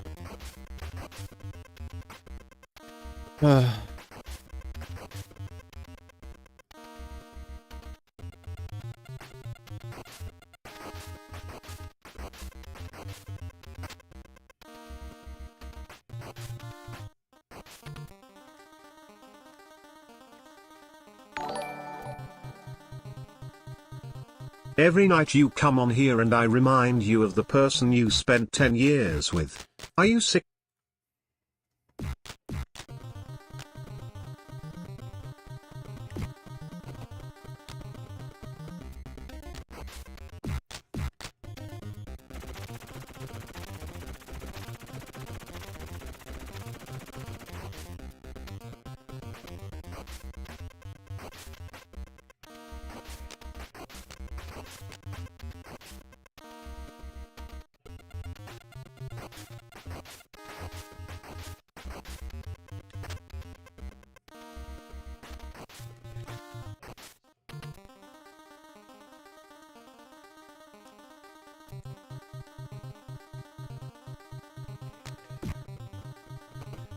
Like, there's no fucking chance you can avoid them. Like, you have to kill them, and it's, like, impossible to kill them.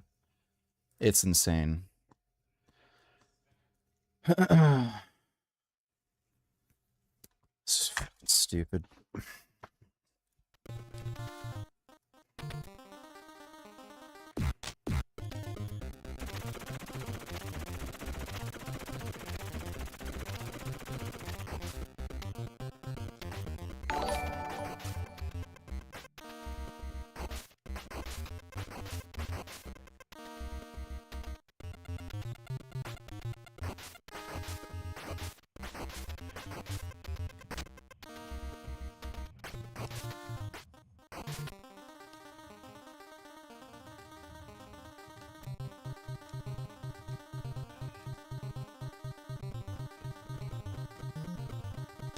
Oh my god, dude.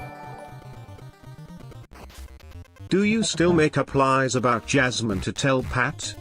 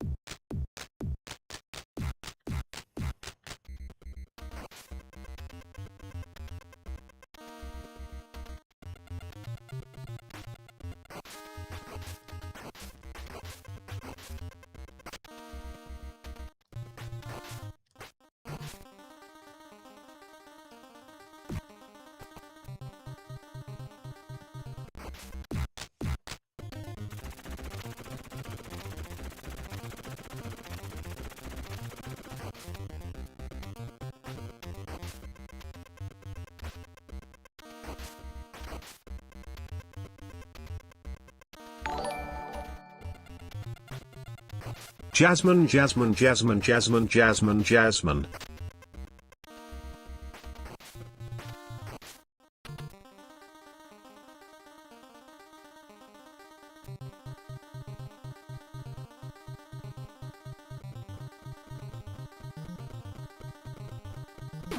Oh my god. My shoulder's getting better. Clicking less so I can move it around more without it hurting, so it's getting better.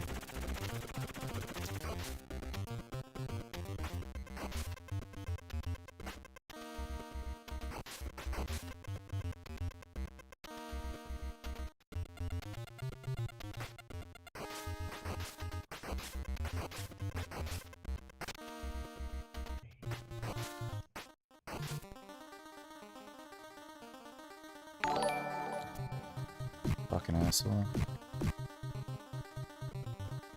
Stupid ass fucking thing.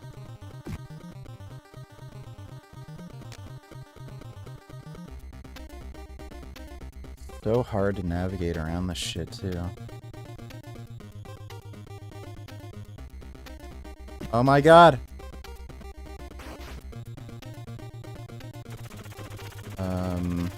Oh!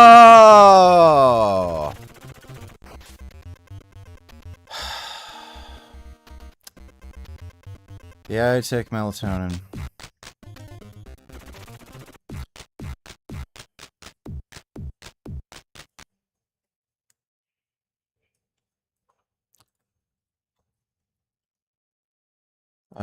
Why does this fake act will... Why does she think this fake act will get her more votes? She's a bad, manipulative liar. She's kind of like Mamdani, so... You know. Thanks for the donation, dude, but yeah, she's just a really bad liar.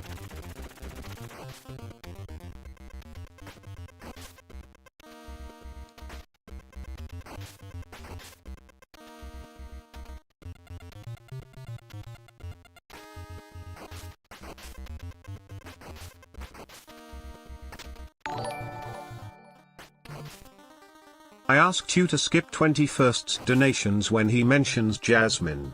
Can you not, dude? Oh my god, this is just sick. Like, this is actually just fucking insane.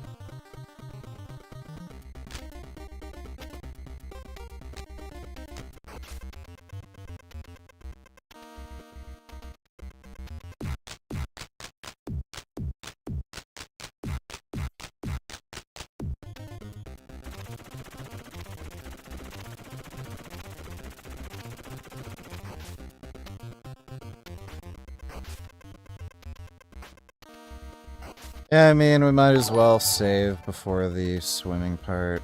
I heard Jasmine's been working at the Spencerville PD as a 911 operator.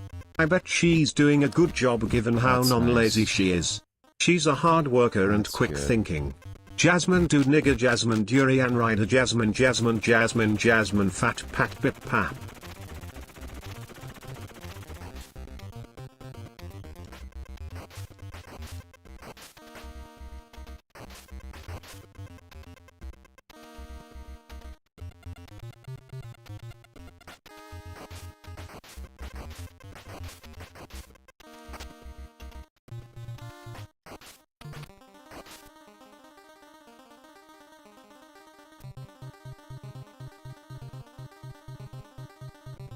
Like, I just, oh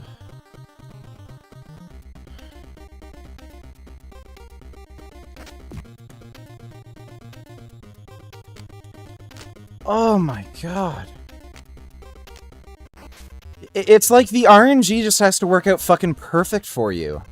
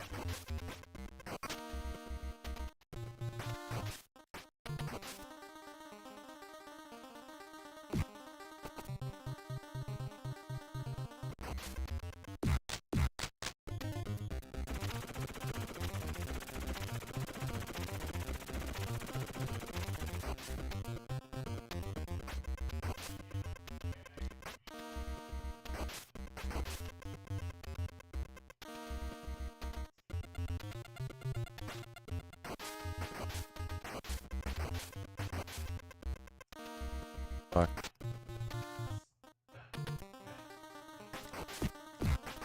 Oh yeah, I forgot to save it at the thing. I'm, stupid.